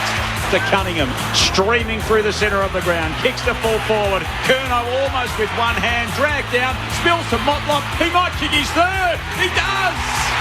Here's by 29, and they'll take it away again. Cripps to Walsh, tried and true. Kicks inside 50. Oh, Curnow almost dragged in a screamer. And Motlop goes past and kicks his fourth. This is as dominating as you'll get in any game, regardless of where they are in the ladder. Take the names away. It is really schoolboy stuff by Port at the moment. Burn-Jones just made the distance. Snuck it home for a much-needed goal, to say the least, for Port Adelaide. Cuts away of Cottrell. He overruns the ball. Pugon was clean, but then taken off it. Didn't get boots of ball. Snapping it and going it is Cottrell in the fourth pocket. And the margin back to 40 points. Kicks to the pocket. Lovely delivery for Finlay, so he's finally on the end of one. Handball's off to Rosie. He won't miss twice. Connor Rosie, such a classy finisher. The 2023 AFL season. On radio, ABC Sport Digital. and now streaming on the ABC Listen app. Welcome back to the Docklands. Andrew Mays and Joel Peterson calling the action for you under the roof. Your experts, Mick Malthouse and Adam Tomlinson. We'll get to a little bit more chat about this match under the roof shortly, but a couple of results from earlier today. That was a big win for Gold Coast after a big week for them. 26-point victors over St Kilda, and Collingwood with a commanding 46-point victory over Fremantle. They never really troubled the Pies after they kicked 10 goals in the second term and absolutely blew the game wide open. Let's have a listen to Josh Dacos, who caught up with Tim Hodges after the win. Down in the Collingwood rooms, another successful day, 4 in a row, 15 wins for the year. Josh Dacos joins us. Josh, thanks for your time. The juggernaut keeps rolling on. It does. It's been a really exciting year for us. We keep building, and we've come back from the bye feeling rejuvenated and ready to attack the back half of the year, and today was another example of that. And the football was sublime, especially in that second quarter. Do you think that's a new bar that this team has set for just how good the football was you played in that second quarter today? Sure. I think our ball movement was amazing off the back of really good defence, which has been really strong for us the last 2 years, but our ball movement this year has taken to new heights, and it's great to see some of the forwards get a lick of the ice cream. Could you sense that out there, that it was almost, I hate using that Harlem Globetrotters type term, but it was amazing ball use? Of course, yeah, you definitely strive for that, and obviously you're not going to play every game like that, but we definitely knew that we had our tail up and we're playing really good football, and we're executing our structures, and then our skills were really good today, so it was great to get reward for effort. And then the gears that your team has, that it almost, you went into a different gear in the third and almost a different one in the last. Was it a bit disappointing the final term, or was it the game's done, let's just conserve and make sure we're fine for Port Adelaide next week? We pride ourselves on playing the minutes, so we pride ourselves on playing all 4 quarters, and obviously the second half we didn't play like we did in the first half, but conditions changed. We probably need to adjust a little more, and they stepped it up a little bit, which was to be predicted in a way. Your own form, you continue to take great strides. Another 31 possessions today, 4 tackles, a goal. You must be so happy with how you're going. Yeah, it's amazing. Obviously, I'm in an amazing team at the moment, and I'm just playing my role amongst that. And obviously, when it's my turn to go, I go, and I'm really loving playing with all the boys at the moment. Fly and his coaching staff have been amazing for us, and just giving us confidence to go out there and play and really attack the game. So I'm loving this year, and I'm just really excited for what's to come. And then your brother again, another 36 touches, another awesome performance by him. Yeah, amazing. He obviously doesn't stop trying all day, and was really busy again today. So it's awesome to see the reward for him after putting together a really good pre-season and off-season. So once again, he's complemented really well by all his teammates, and he loves playing with all the boys. I love the sense of family down in the rooms that all the guys with kids had their kids part of the song. Jordan De Goey had his nephew and niece. It was pretty emotional for his 150th game. You don't see that very often with Jordan, but he really enjoyed the day and the moment. No, he did. It can be tough at times when all the attention's on you, and it does get a little bit uncomfortable, but as a club, we definitely made an important effort to really make this milestone one to remember for Geordie. He's been amazing for us, and obviously he's had some tough times, but he's bounced back. He's put a lot of hard work into himself, and it's amazing to see him grow as a person, as a footballer. It feels like the Chicago Bulls. Everywhere you go, it's a sellout, it's a massive crowd, another massive crowd today. But the build-up to next week, first versus second, Adelaide Oval will be jam-packed. It's going to be some sort of occasion when you take on Port Adelaide next Saturday. Yeah, it's amazing, Tim. Obviously you play football for these kinds of moments, and to play in the big moments and to almost have the expectation to perform every week as a club. So, like you said, it does feel like that. It feels like every game we play is a really big game, and it's almost, the season on the line for the other team, or they've really got something to play for. So we're definitely hunted at the moment, and we're just relishing that. We appreciate your time. Best of luck next week against Port and for what's to come. Thanks, Tim. I really appreciate it. We're hunted at the moment, and we're relishing that. I think that says something about the Collingwood mindset at the moment. 46-point winners over Fremantle, including that 10-goal second term at the MCG. Up at Carrara, Gold Coast, too good for St Kilda, 11-11-77. St Kilda 8-3-51. Here under the roof at the Docklands, it was a big first half for the Blues. 9-8-62, leading Port Adelaide 4-7-31. And Adam Tomlinson and Mick Moldhouse, I reckon if I'd said to you, Charlie Curnow and Harry Mackay haven't kicked a goal at half-time, we would have been thinking Port by how much. But in about 60 or 90 seconds before we get underway here, how do Port come out in this second term, and how do Carlton maintain the rage? I just want to touch, I forgot to say before, Alir's done a great job since Mackay's gone off, and they've made that switch from Jonas to Alir. He's been outstanding, but I think it's just simple. They've just got to be better at the contest and more efficient going inside 50. It sounds super easy, but the way they kick the ball inside 50, it makes it so hard to score and to defend off the back of it. So both teams getting settled to start this second half. Just a reminder, after this game as well, everyone is heading to Geelong Essendon down at Cardinia Park. South Australia will be heading to the Crows and the Giants at the Adelaide Oval. So we've got you sorted all through the night on Grandstand AFL. Don't forget, you can listen to either of those games on the AFL and AFL Extra buttons on the ABC Listen app, wherever you are around Australia and around the world. Players back in their positions under the roof. A big second half coming up. Can Port Adelaide fire back? Can the Blues keep going? We'll find out in about an hour's time. You're with Joel Peterson on Grandstand AFL. They kicked 9 goals in the third quarter last week to blow the thing open against the Gold Coast Port Adelaide. I'll need something like the same here to try and get in charge of this one. Bounce will be recalled in the centre.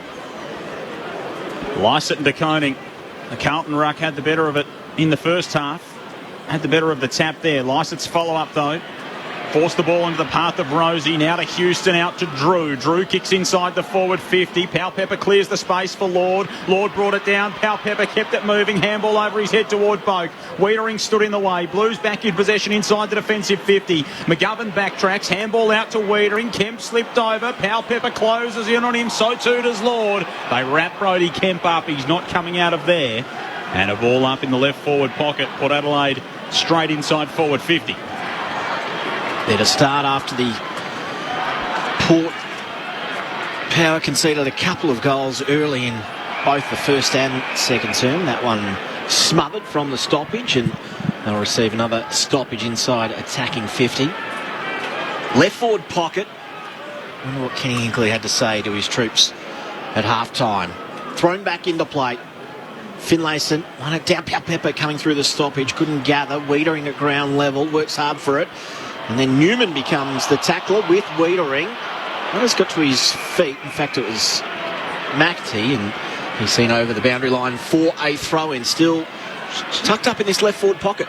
Powell-Pepper, I know he's always been a double grabber, but it's just looking at him closer, he is a serial double grabber and misses so many that should be gobbled up. Toss back in. Toe poked the way of Finlayson. Here is Powell-Pepper onto it in a flash. Hooks it around the body. Touched on the line by McGovern. He had a shot on goal there, but he did double grab again. Yes. He did. 30 points to spread. And it costs him probably a half a metre where he has to get it and then steady.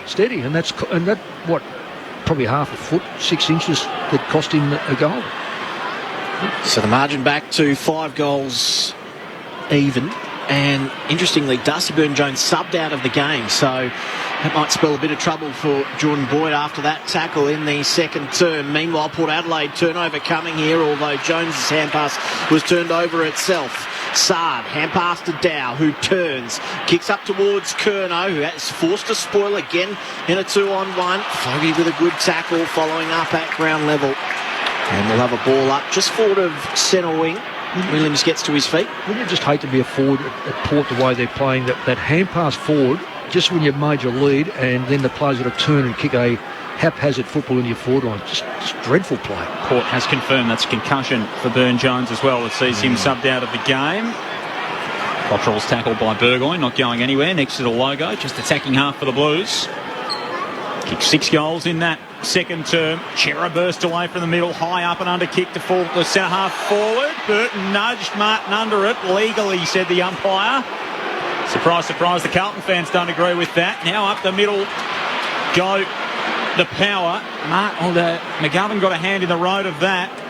Powell-Pepper dives on top of it. Marshall's there too. All locked up. At centre half back for Carlton. That's twice Boak's been underneath a hospital kick like that. He had one in the he broke his ribs early in the year too. Yeah, it's so courageous. But Burton's got to be better at that kick. They'd find an easier option. Very slow to get to his feet. Now, we're holding things up here for the umpire. That's fair enough. Yeah, Boak going back into the scrimmage.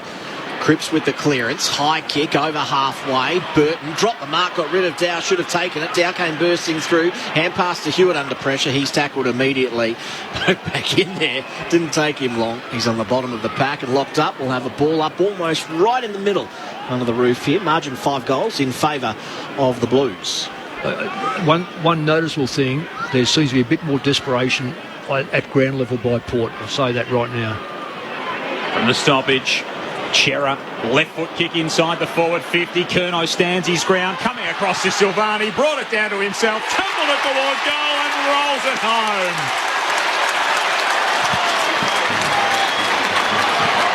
He points to the crowd in celebration, Jack Silvani. He kicked the first couple for the Blues, and now he's third.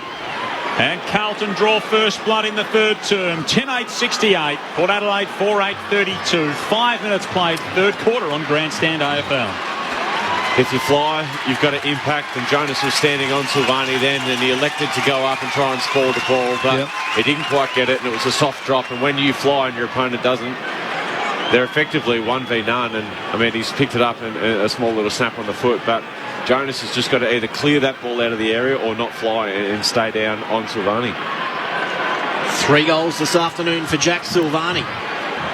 He's found a little bit of form. He was right out of form and just looked disinterested didn't seem to join in any of the celebrations of Carlton players early in the season, so perhaps he's had to think about what he has to do for the Blues, and he's certainly made up for it. Still unsigned for next season as well. Wines with the clearance. Kicks inside 50. No mark taken. At ground level, Cripps onto it. Smashed away of Drew, who snaps inside 50. Falling over right at the last moment was Lord. He then was almost collected on the way through. Drew followed up, received the hand pass, snapped towards the line. Boyd takes the, or Akers rather, takes the mark on his chest.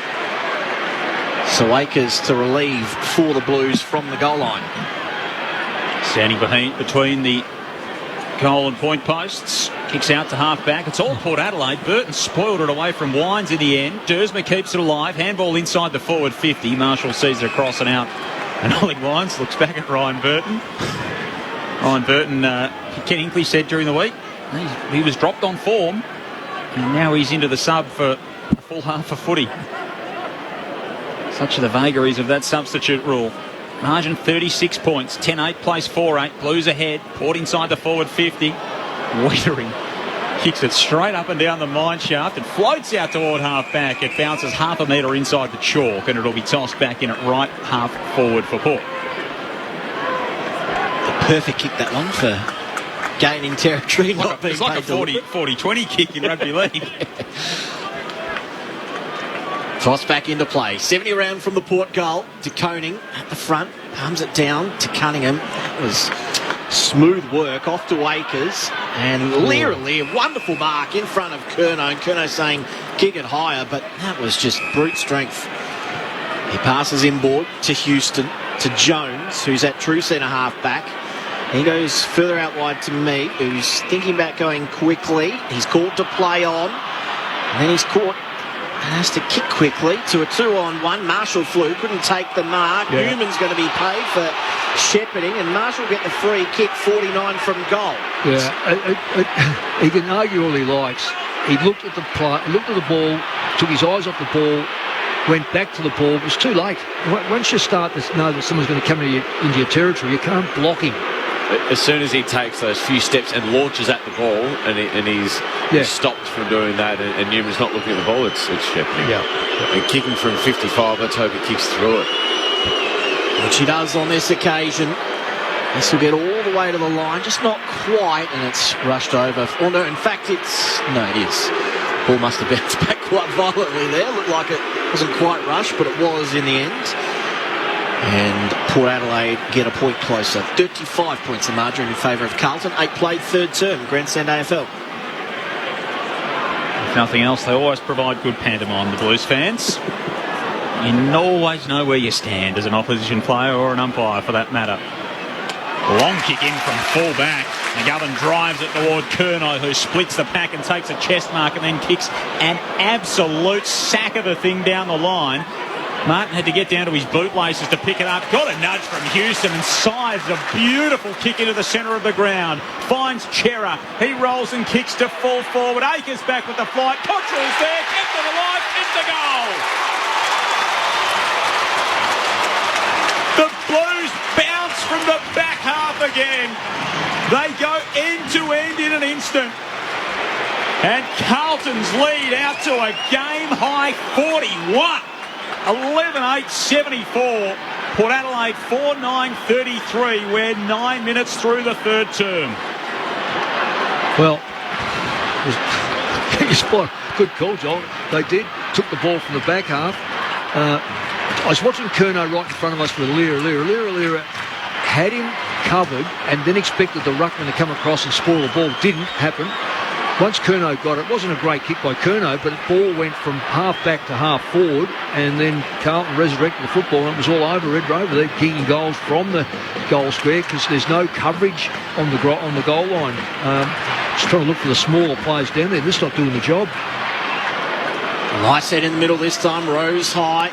Hand pass from Walsh, missed the target. They're able to get back onto it. The Blues through Doherty, who snaps into the middle. Ball pitches. Williams played it nicely. Just got the hand pass away though. He was caught in a tackle. Fogarty, hand pass on hands and knees to De Koning. Inside 50. Curnow leaps. Alir. Dropped at the last minute. Curnow onto it. Looking to snap. Bends it back. He's got another. The Blues are pumped. The crowd's pumped. opening 9 minutes of this third term. Curnow with his first of the afternoon. The Blues 12-8-80. Port Adelaide 4-9-33. Oh, it's the wingers then, and because it's such a high kick, and it was the same for the goal before. The Carlton wingers start on the defensive side of their opponents, but they work so hard to get goal side of their opponents and be the first ones at the drop of the ball, and they weren't needed because Curnow used some brilliance then to kick the goal, but it's a work rate thing at the moment. Carlton are able to just outwork the opposition, and that's why they're getting more of the ball. Well, I can tell you where it started, though. Another haphazard, terrible hand pass by Ollie Wines.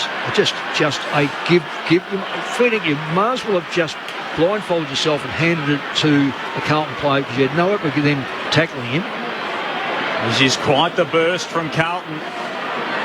New high watermark of 47 points. Wines is caught with it. Chera wraps him up. Ball up.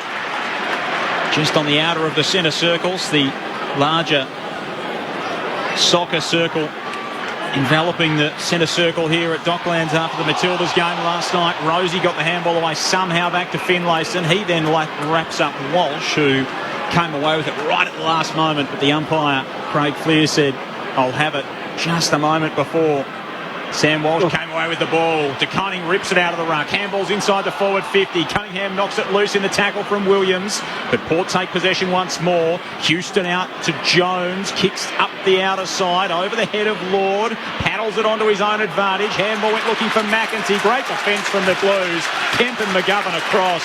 McGovern's a little bit sore, but he did well. And a ball in at left half forward for Port Adelaide. DeConey's just getting there too. He spent a bit of time on the ground. He's got a bit. He was really slow to get up after that last tackle. He's as good as anyone on the ground, DeConey. He's absolutely blitzed him. And again, palms it down beautifully that time to Fogarty, who was all but locked up as soon as the ball hit his chest. We'll have another stoppage. Left half forward for Port Adelaide. They need one desperately. Maybe it's coming this way, although intercepted again by Doherty. The kick, though, lacked penetration. This one won't, because the man who's got it is Houston. So he's just going to pop it long. A lower ball and land 20 out. And a good mark taken by Lord. Yeah. Second grab on the way down. Plenty in the pack.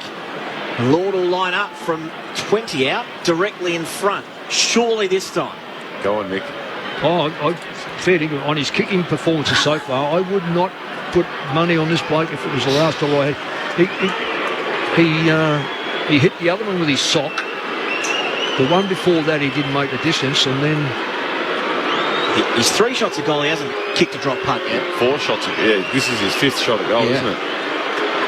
So when he comes, Ollie Lord getting opportunities. He's just going to make the opposition pay. This time, high kick, and it's a straight kick. And Port Adelaide get a desperately needed goal.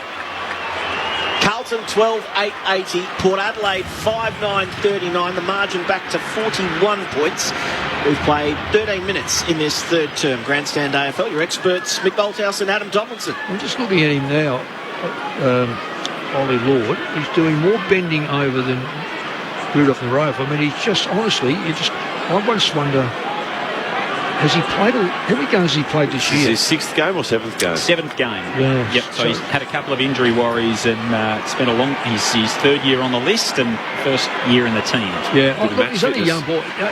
There he's stretching all over. I just wonder how, what I took AFL fit. Yeah, match fit. Yeah. Yeah, AFL match fit. You're right. He just looks like he's really struggling. You can do so much running, but it does not equate to what a football game is like. It's the big improvement in his game in the off-season to get him to the level that he is now. It's a different level when you're against a team that's surging like the Blues are. Dow has a play in the middle, then rips it out, tumbles it inside the forward 50. Martin's on to win a flash. Jonas draped all over him, not giving him any oxygen. And a ball up 49 metres out from the Blues goal. They lead by 41.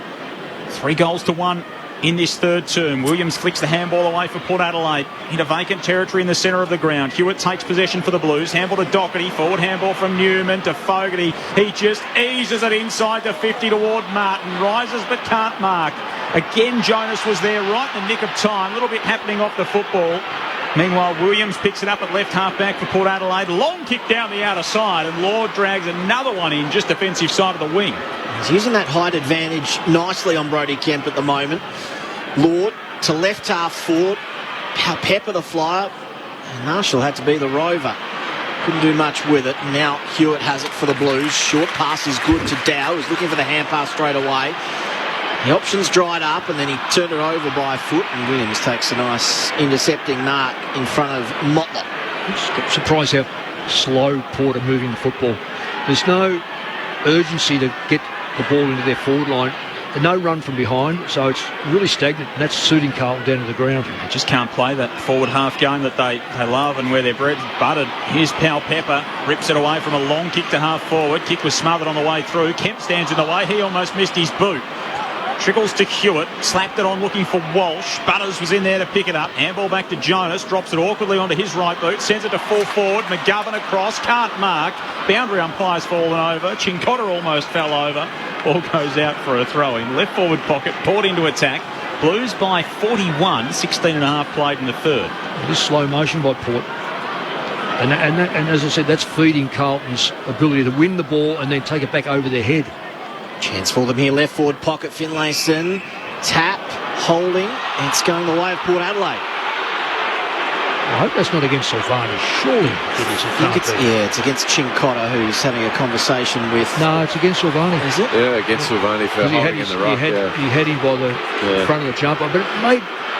Oh, hang on. No, it's going to Pal Pepper, so... Oh, it's going... Sorry. Must have been a secondary thing off the ball. Not even the TV cameras have picked that one up, so... We'll have to back in Ray Chamberlain, who was the out-of-zone umpire on that occasion. Pal Pepper. Good umpire, Ray. Good bloke. He hasn't had much of it this afternoon, Sam Pal Pepper. Left forward pocket, 35 out from goal.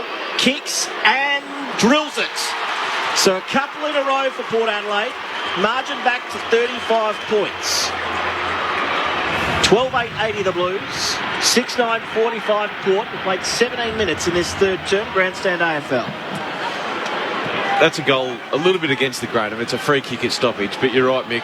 They're going so slow forward, Port that is, that Carlton are able to get an outnumber at the bottom of the ground at the Roos contest. So when that ball hits the deck, Carlton have got an outnumber, and they're really methodical. I feel like we're saying it a lot at the moment, but Williams for Port had a handball forward to no one. Where on the flip side, Carlton are actually using their numbers with that forward handball, and that's why they've got so much more time and space. So we really need to see Port change it up, change lanes, actually switch the ball and use numbers instead of just going long down the line. Yeah.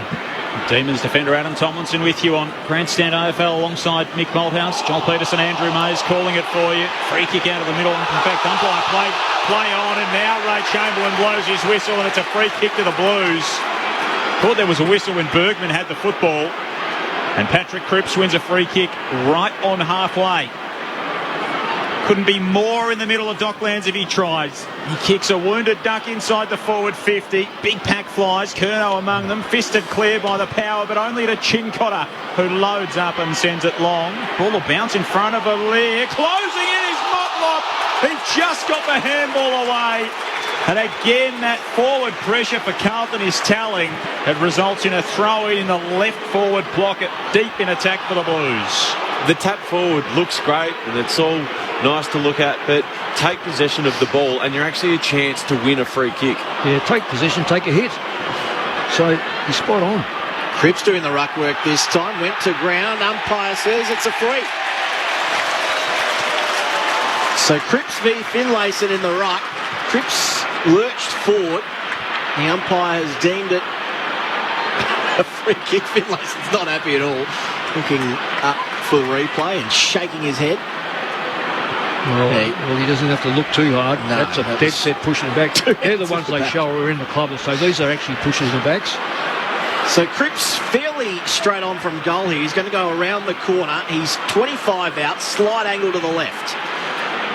In he comes. Cripps snaps, goals.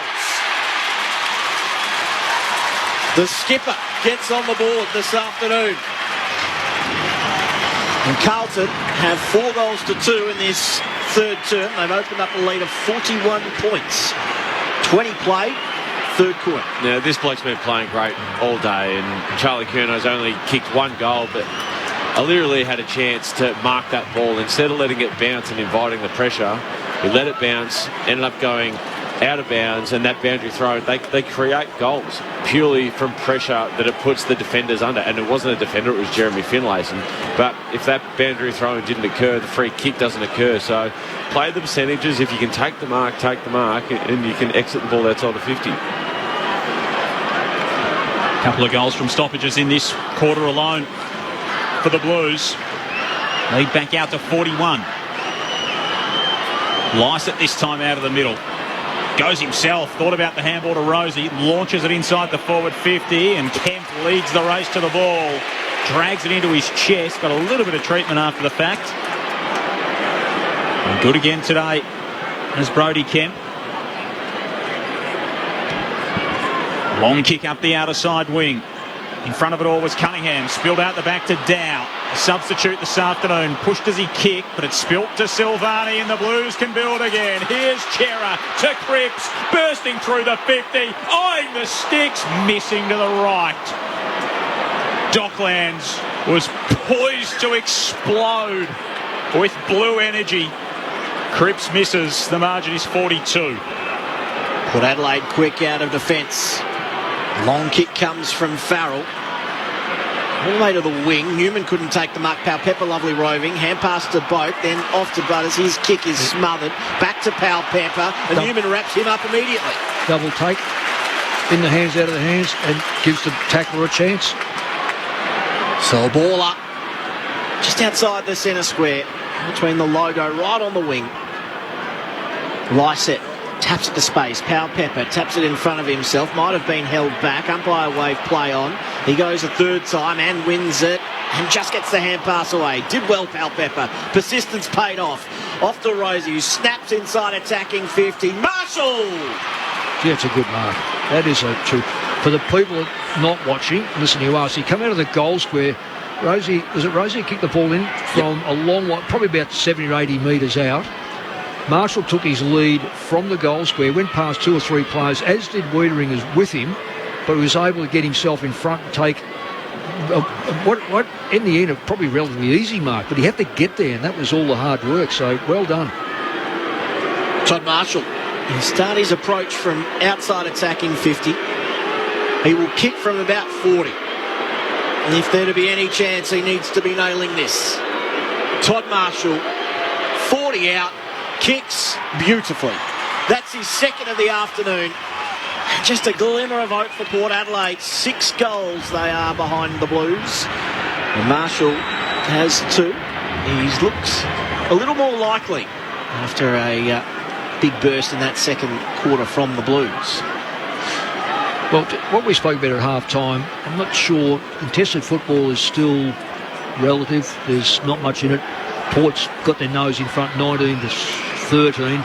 Inside 50s probably doesn't really matter because Carlton are so efficient inside football. I think it's 10 to 11. So again, Carlton are getting outnumbered, but when they get in there, they just look so deadly. But I'll just say right now, there might have been a bit more energy with Port, but they still haven't changed their style. There's no run. And until that run arrives, Carlton defence outside of that mark will be able to pick them off. They need to run the football. Back in the middle. They'd love another one at least before three-quarter time. The power. Boak will take it out of the centre. Kicks a copter up toward half forward. Saad got across to knock it away from Mead and then kept it alive. Paddles it onto himself and then does again, but Houston's in there to intercept it for Port Adelaide. He'll come back the other way through Burgoyne. Free kick and advantage inside the forward 50 here for the power, and it'll go the way of McEntee. Saad's come off with an ankle there too. Yeah, limped straight off as well, Adam Saad. So it was a free kick to Burgoyne. Cripps did a bit of physical stuff off the ball, and the free kick downfield and the mark in the end was taken by Jed McEntee. It's generally pretty accurate. 11-2 on the season from his 13 games. Mick hasn't kicked a goal and he's passed 2. They need this, Port Adelaide. Jed McEntee delivers it.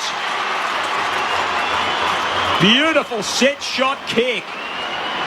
Port back to 5 goals behind Carlton. And that flame continues to flicker. 25 played in the third term. 8-9 plays 13-9. Your experts on Grandstand AFL are Adam Tomlinson and Mick Malthouse.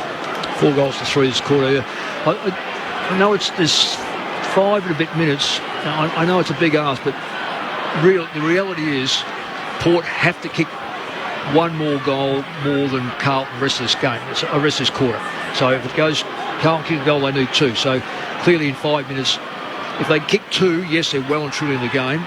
The dynamics have changed marginally. There's a little bit more contested football being won by Port, although they're not running with it. That's one side of the equation they're getting right. To Koning and Lysett in the ruck. To Koning won it down after he'd landed after jumping. And then Rosie had a swing at it. Umpire said play on. No, he's finally paid holding the ball. An odd piece of umpire in the end. Long kick from Dow inside 50, spoiled away from Curnow. And out for a boundary throw in next to the left behind post. I did say get the ball out of the centre too, didn't I? I hope I did. If you don't get the ball out of the centre, it's a long way back to run that football. Mick Malthouse and Adam Tomlinson, your experts on Grandstand AFL. Andrew Mays, Joel Peterson calling the action. Toss back into play. Rosie comes through the stoppage. Hand pass was good to Burgoyne. High kick off one step. Doherty back with a flight. Didn't make it. Blues with the numbers at ground level.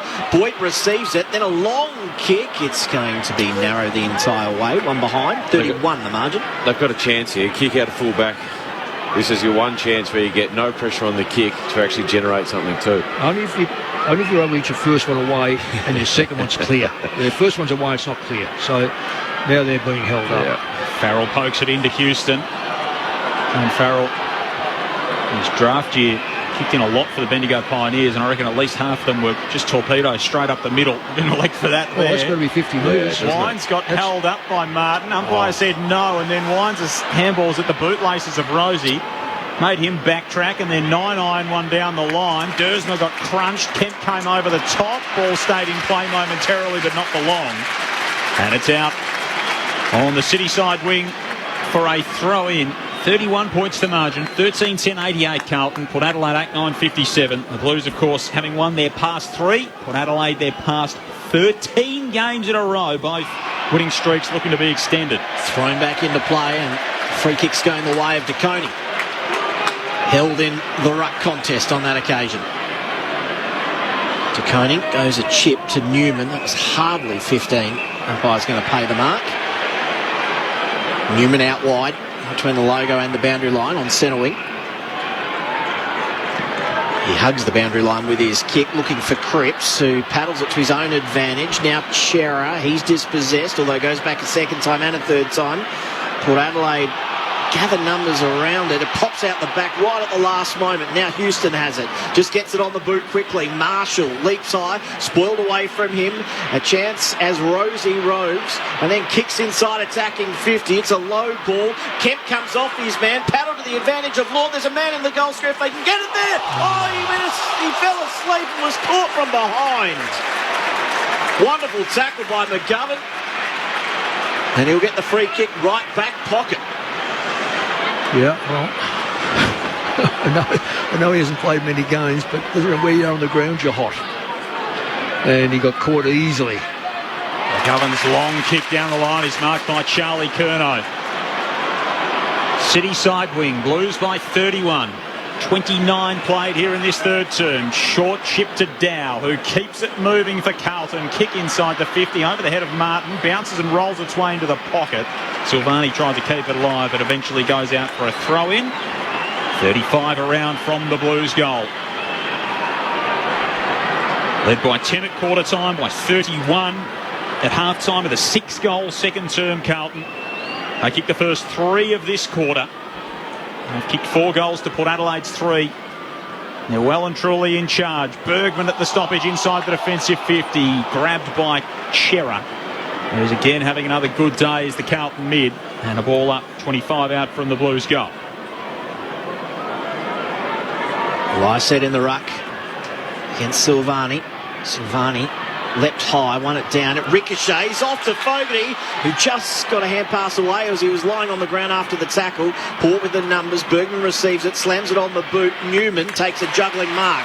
It's coming back inside 50. Newman wants to go quickly. And he just puts it to the top of the square. Cripps will fly, couldn't take the mark. Roving at front and centre, Chera. Hand pass to Fogarty, who just gets the hand pass, although he's spun almost 360. It's going to be a turnover. Lysette couldn't pick the ball up, had to paddle it to the advantage of Allaire. And then a big smother from Captain Cripps. And it's out next to the left behind post. Another stoppage inside attacking 50 here for Carlton. Looks like Lysette looked like a liner in a America's Cup, didn't he? I was going to say time stopped him, didn't it? I think saying he lumbered after that would be a bit too generous. Here is Lysette inside the defensive 50, got grabbed, holding the ball. Took it out of the ruck, had time to get rid of it, didn't. And Silvani claimed him. And Jack will go back to try and kick his fourth. They really have a ruck problem. Lysette didn't play, what was it, last week? And they played a couple of young blokes who just weren't up to at this stage. Now Lysette's been done over badly, really. Jack Silvani's got 3, having never kicked 4 in his AFL career. Set shot from 30 metres out will blow the lid off the joint.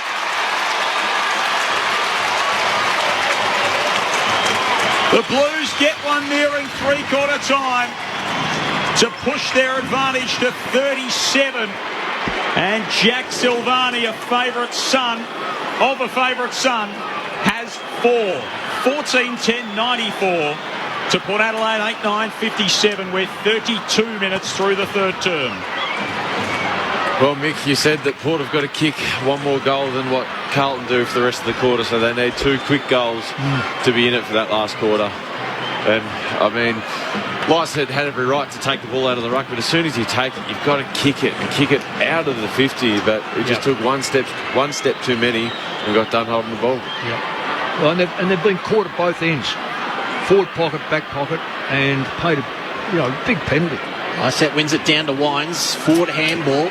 Only as far as Newman, who hand passes almost to Walsh, who slipped at the last moment. Rosie over the top of him. Ball spurts out at the last moment. Now Hewitt. Ball got free again. Now Rosie off the side of the boot. It might land on the chest of Dersmer. It didn't quite. Punched away from him. Nice hand pass from Houston, though. Off to Farrell, who goes inside 50 and falls on the chest of Marshall. And this might be that goal, Mick. Oh, he needs another one up. Yeah, well, they need this one. They need one just... They're going to have about 30 seconds left after he kicks this, if that. So, that was quick movement. And that deep left foot kick that goes in, I can't emphasise how good that kick is. So in comes Marshall. The only multiple goal kicker for Port Adelaide this afternoon. This for his third. 20 out, slight angle to the left, and he's got it. Just. Maybe a goal umpire do a lot of work, but he squeezes it in, and that flame is still flickering. 31 points the margin in favour of the Blues. We've played 32.5 minutes in this, or 33.5 minutes rather, in this third quarter. Adam Tomlinson and Mick Malthouse, your experts. He's beginning to look a lot more dangerous, though, when they get a bit more time and space going inside 50. I know this is a bit over the back when it lands in his lap, but he does seem to look a little bit more dangerous when that ball is coming inside 50 with a little bit more method on it. Yeah, and depth of kicking. And that's what I've noticed with Port this year. Their back six outside of Jonas, they are penetrating the kick. McKenzie's out of the side at the moment. They all go 55, 60 metres, and you need 2 kicks then to score. And that's what's been one of their bonuses, plus the speed in the middle. That's the 2 differences from last year. And that entry from Farrell, and he's got a massive shoe on him. Back in the middle. Can Port pinch another one before three-quarter time? Hacked out of the middle by Drew. Bouncing ball up toward half-forward. Butters is chasing after this. So too is Boyd, who steps it across the line. Zach Butters turns around to Ray Chamberlain, arms outstretched, says, how about that? Ray says, throw it in, Zach. And Silvani's going behind the ball for the last 20 seconds. Butters kept relatively quiet so far today by his lofty standards, certainly in this term with only the one disposal. Burgoyne at the stoppage to Drew, hacks it inside the forward 50 in the Finlayson direction, bounces out the back. Lord had a play at it for a moment. Kemp walked it across, and again it'll be thrown back into play. 35 minutes played in this term. It's the Blues by 31. Port with a stoppage deep inside forward 50. The only way they can score is probably a free kick, really, when you analyse this. High throw in, Finlayson got rid of Taccone, kick towards goal, marked on the line by Silvani. Was probably going through for a behind anyway with a little bit too much curl on the footy. But an entertaining quarter where both teams sort of wrestled momentum from each other. We are where we were at half-time. 31 points the margin in favour of the Blues. 14-10-94. Port Adelaide 9-9-63. Let's run you through the goal kickers. 4 each for the Blues to Silvani and Motlop. 2 to Cottrell and 1 each to Cripps, Martin, Cunningham and Curnow. Meanwhile for Port Adelaide, 3 to Marshall and singles to Powell, Pepper, Butters, Rosie, Lord, Burne-Jones and McEntee. In case you're just joining us, Harry Mackay subbed off with an injury very early, and also Darcy Burne-Jones with what looks like a bit of a head knock as well. So some interesting times coming up midweek, no doubt. Andrew, just on that, they're walking out to the race. Everyone says ankle. Mackay's knee is taped. Yep. I just don't like the way the injury happened, because when there's a slight rotation, I'm not going to be a doctor here, but when you have a slight rotation and the knee bounces, or the leg bounces, you've got to be really careful about. I hope it's not an. And if it was an ankle and you couldn't put any weight on it, you'd probably be on crutches. Yeah. And iced, probably. Yeah. So I just, for Carlton's sake and Mackay's sake, he has put up with a. The human toll there was his mum a few weeks ago when he was missing all those, and you think to yourself, they're all humans. They've all got family, they've all got friends, and they take their own emotions home. They close the front door, then you don't realise what sort of emotional tug it has. And for him to go through what he's got, particularly even Carlton supporters booing him when he was having shots and so forth, no one goes out there to miss a goal. He has improved, thankfully. I just hope now that is not a very serious knee injury. I don't like the look of a player walking out with a bandage like that and can hardly straighten his leg. Fingers crossed for Harry Mackay. The good news is it looks like Adam Sard's part of the defensive group there at three-quarter time, having a chat after he came off with grabbing at his left ankle late in that third quarter. So it's the Blues by 31 at three-quarter time. You're listening to Grandstand AFL on ABC Radio, News Radio and Sport Digital.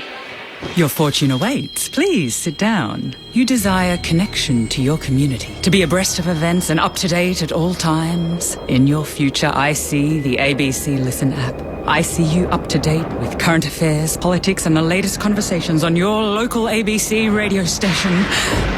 Your reading is complete. Put that filthy money away. The ABC Listen app is as free as a bird. Now go and download the ABC Listen app. Grandstand AFL. Now streaming every match on the ABC Listen app. Look for the AFL button. The stoppage. Chera, left foot kick inside the forward 50. Curnow stands his ground, coming across to Silvani, brought it down to himself, tumbled it toward goal and rolls it home. Finds Chera. He rolls and kicks to full forward. Akers back with the flight. Cottrell's there, kept to the line, into goal. Fogarty, hand pass on hands and knees to DeConing, inside 50, Curnow leaps, Aaliyah, dropped at the last minute, Curnow onto it, looking to snap, bends it back, he's got another! The Blues are pumped, the crowd's pumped, and they've got 3 in the opening 9 minutes of this third term. So when he comes, Ollie Lord, getting opportunities, he's just got to make the opposition pay. This time, high kick, and it's a straight kick. And Port Adelaide get a desperately needed goal. Sam Powell-Pepper, left forward pocket, 35 out from goal, kicks and drills it. So a couple in a row for Port Adelaide. Jack Silvani's got 3, having never kicked 4 in his AFL career. Set shot from 30 metres out will blow the lid off the joint. So in comes Marshall, the only multiple goal kicker for Port Adelaide this afternoon. This for his third, 20 out, slight angle to the left, and he's got it just. The 2023 AFL season. On radio, ABC Sport Digital, and now streaming on the ABC Listen app. It's the Blues by 31 points under the roof here on Grandstand AFL. South Australian listeners will be going to the Crows and Giants after this one. But for everyone else, you're headed down the highway, Geelong and Essendon. Corbin Middlemass is there for us.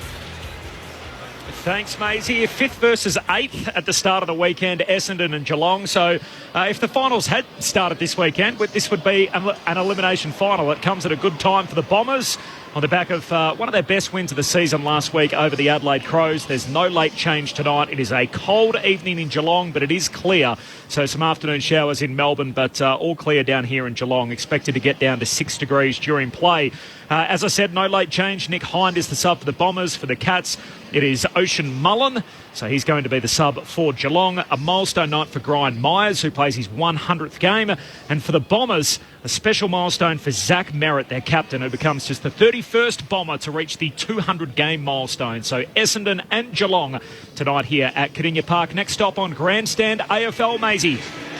Can't wait for it, Corbin. Should be a cracker down there, down the highway later tonight. Here on the roof, 14-10-94 the Blues, 9-9-63 Port Adelaide. Andrew Mays, Joel Peterson calling it for you. Mick Malthouse and Adam Tomlinson, your experts, as we're just about to get things started in this final term. What can the Power throw at the Blues? De Koning and Lysette lined up against each other in the ruck. Lovely bounce by the umpire. Lysette grabbed it out of the ruck. Hand pass was good to Rosie as well. He went back inboard to Butters, who was slung off it. Not sure he disposed of that one properly. Good tackling. Really strong tackling by the Blues. So Cripps has the free kick. Kicks high inside attacking 50. Good luck marking that. And the only man who went for it in the end was Houston, who takes a good mark. Had a fair night too so far. He's had a ripping night. 35 disposals now for Dan Houston. 8 marks, 5 tackles. And you have to be in the thick of the All-Australian conversation. Mead's got it at half-back. Now Kane Farrell. Akers hot on his hammer. Farrell loads up inside forward 50. 2-on-1 for the Power. Finlayson brought it down. McEntee's there. Marshall at his feet. Taps it on. Picked up by Wiedering. Somehow got boot to ball. Gave it to McGovern. Tumbles it outside the defensive 50. Lockie Jones bursts through. He sees a window toward goal, but pulls his kick to the left. Long ball from outside the 50s. A minor score, and it makes it a 5-goal ball game. 14-10 the Blues, 9-10 the Power. So let off for the Blues early there. Blues had 64 possessions that third quarter. Kicked 5 goals, 64 possessions, 20 short of Port. So they don't want to go down that track again. Newman gets it to the wing in a one-on-one. Curnow slapped to the advantage of Silvani. Now to Cunningham, who centres things up. 2 Blues can raffle it. And Fogarty grabs it in the end as Cottrell left it for him. And Fogarty will line up 20 metres out, slide angle to the left. Neither of those Port players made any effort to get back. They're expecting the ball to either fall short. Just sort of you turn and charge back, even if you run at the player and then see if you can get him to take his eyes off the ball. Even as soon as the ball was kicked, it was in the air for a long time. They had a chance. Fogarty comes in and kicks the first of the last term, rather. And the Blues extend the margin to 6 straight goals. Carlton have hit the ton. 15-10-100. Port Adelaide 9-10-64. 2 minutes played, final quarter. Well, it's probably that's the thing that Port didn't need, particularly when the ball went into their forward line. They had 2v1 and really didn't coordinate their assault on the ball. They both flew for the mark. The Carlton player was in between. He was the one that ended up kicking the ball off the ground. So if there had been a bit more communication, 1 up, 1 down, I reckon Port could have come away with that ball. It shows you what Dixon means to them. He mightn't be the best player against the best sides, but it still takes a good player to hold him down. So Port are really missing him. Certainly a presence up there, that's for sure. We've missed him today. Out of the middle, Rosie for the Power. High kick to half forward. Bergman's been thrown forward in this quarter. Brought it down to himself. Chucked off it by Cripps. Cunningham gave it to Cripps, who bangs it back the other way for Carlton. Bouncing ball on the outer side wing. Doherty's after it. Motlop's after it. So too Burton for the Power. Motlop emerges with it. Dragged down by Jones. Handball went to McEntee for Port Adelaide. Bullets a kick inside the 50. And McGovern sliding in takes a good mark in front of Finlayson. Jacob Wiedering's a bit sore off the footy. When he slipped. Got a bit of a limp up on that left leg. He's still stationed inside defensive 50. And Cunningham with a high leap took an uncontested mark on the wing. He turns and goes quickly. Aliir, lovely spoil from behind. Down to Burton, who was caught. Hand pass back into space. Lovely hand pass by Houston over the head. And then one too many from Jones. Overcooked it. Missed his target. Newman's there to spin out of trouble. High kick around the corner over the head of Motlop. Aliir's at the back. Motlop almost became the tackler. Cottrell did in the end. And Aliir just hand passes to Burton, who was stationed over the boundary line, and will have a ball in left half forward for the Blues. Again, in that change, one extra handball there where it probably needed to be a kick for the power.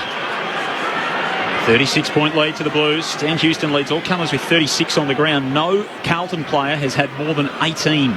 Blake Akers and Patrick Cripps, along with Sam Doherty, each with that number. An even spread from the Blues so far. Here's Doherty to make his tally 19 at the stoppage. Enters the 50 toward Charlie Curnow. Two hands to it, couldn't mark. Had the better of it at ground level as well, but knocked away by Jones. Tackled by Motlop. Now Aliir swivels the hips inside the defensive 50. Works it out cleanly. Finds a path through Wines into the centre of the ground. Almost a turnover, and now it is. Cottrell's onto it. He's dragged down by Willem Drew. The two redheads going red hot at one another. And a stoppage in the centre of Docklands. Port have got to find an ability to keep running. They look a bit stagnant at the moment. They've got to keep running. Walsh had a slip. And it popped out the front of the stoppage. Fogarty onto it. Coming the other way, Houston hit it strongly. And Fogarty hit him strongly too.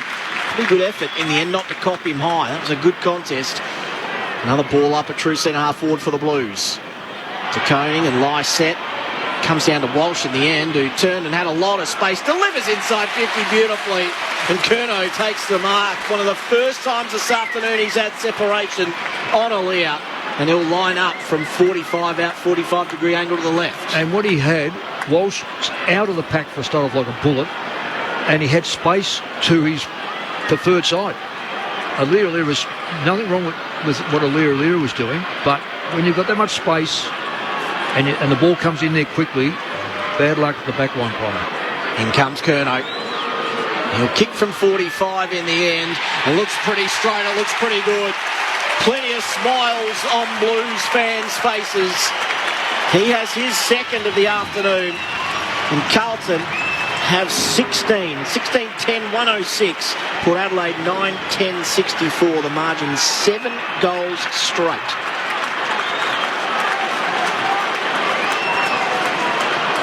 Charlie Curnow's 7. Aliir, Adam, you can comment on what's like to play on Charlie Curnow, but Aliir really has battled very well this afternoon.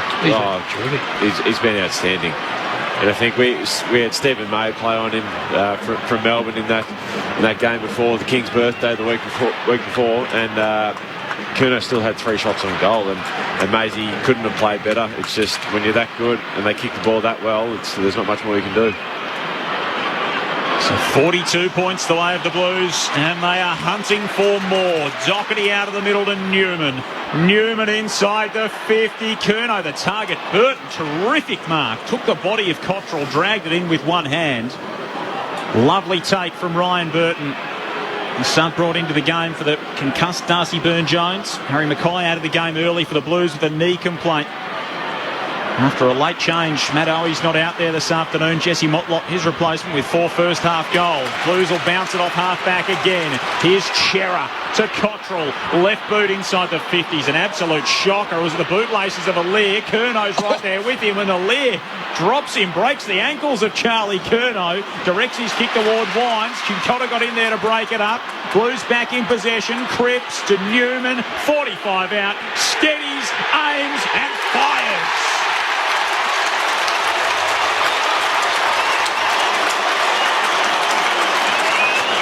It's as big as the lead's been in the game, and the party's really begun for Carlton fans. 8 minutes gone, final term. Carlton 17-10, 112. Lead Port Adelaide 9-10, 64. The Blues are up by 48. Come about because, quite frankly, to be really, really critical here, Ollie Wines just didn't attack the football. He stood there waiting for the ball to come to him. I was going to say the same thing. All he needed to do was take one step forward, take the ball out in front of him. He marks the football. The Carlton player can't get to him. When you want to stay still, allow the player to get to you, you're in all sorts, because he's got the momentum. Ollie Wines today has coughed up or given up 3 or 4 bad hand passes, and that one he's probably cost him 3 or 4 goals. Back in the middle. Margin 48 points in favour of the Blues. They win another centre clearance. Dow receives the hand pass, tumbles one to right half forward. Ball on its point. Nice work by Williams, although had a fumble at the last moment. Walsh came in, grabbed it from him. Hand pass inboard on the bounce, reaches to Koning. It bounced off his chest. Walsh goes in again. Oh, lightning hand pass to Fogarty. He couldn't get his hand pass away. Boak, nice pressure. Drew. Hand pass to Farrell, and now it ends up with Boak, who took a little bit off the kick, wanting Lord to come forward. He didn't do so. Newman had a fumble as well. It's getting slippery out there late in this contest. Sard across. He sees the boundary line as a friend. Forced to kick on his right boot. Walsh goes up, couldn't take the mark. Farrell dragged down. Umpire waves play on. Walsh back at it. Blues have numbers. They couldn't get it out. Wonderful tackle by Powell Pepper. And he receives the free kick. Just forward of centre wing. It was a hot footy then. Scott Lycett wanted to play on. Umpire said no. South Powell Pepper wanted to play on. The umpire said no. Powell Pepper will take his kick from next to the logo. They should know better. Oh, absolutely. You waste opportunities. So now the Blues' defensive set is set. And Powell Pepper loads up and kicks a long ball inside the forward 50. In from the side, almost the mark to Farrell. Dow's there for the Blues. Jams it on the boot and finds Walsh somehow. Fortune favours the brave. Paddy Dow was that.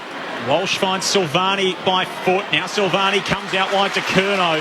He's been great at providing that link up today, has Charlie. He diagonally kicks inboard to Cottrell. Cottrell turns and looks inside the forward 50. Martin with a hand to it. Akers out the back. Burgoyne goes to ground. Martin wraps him up. Top of the goal square for Carlton. Ball up. Margin 48 points. Attendance posted at 34,306, and the vast majority of them are delighted with what they've seen. Ball tossed up. Cripps in the ruck. Tried to soccer it out of there. Daniel Wells style. Missed the footy altogether. And his kick is smothered on the way out by Curnow. Out of bounds, right forward pocket. It's been a measure of their game today, the Blues. The forward pressure. Winning the tackle count as well, just. Thrown back into play. Finlayson throws a boot at it. Didn't go far. Martin onto it. He's dispossessed. Boak with the dump kick out. Cincotta, the spoil. Now at the feet, Walsh. Left it behind. Houston, who's been excellent. Lowers his eyes beautifully. Marshall has it. No one in front of him, so he's got to wait. And he kicks it off the instep. It'll still find Dersma in the end, right on halfway. Dersma looking for the hand pass, gave it to Boak, who had 2 Blues standing right in front of him, forced a hand pass himself to Jones, sweeping hand pass to Mead inside the forward pocket, and he's picked out 2 Blues and missed Bergman. Now Kemp has a fumble, and he's happy enough to see it over the boundary line, 60 out from the Port Adelaide goal. Again, delivery, going inside 50, letting Port Adelaide down. If you're buying a parcel online, you'd be hoping for free shipping. You wouldn't want to be paying for express with what Port Adelaide have delivered up this afternoon. Tossed back in. Silvani wins it down. Taken away by Drew. Hands it off to Dersma. High kick to full forward. Akers coming in from the side. Takes a good, strong defensive mark. And that's exactly what you want your wingers to do, is cut across to the non-played side and come and protect your back line. Left Marshall a little bit sore. Darts his kick to centre-half back and finds Silvani. 4 goals at the other end for Jack today. Akers running past, so he feeds the handball to him. Akers gave it to Doherty.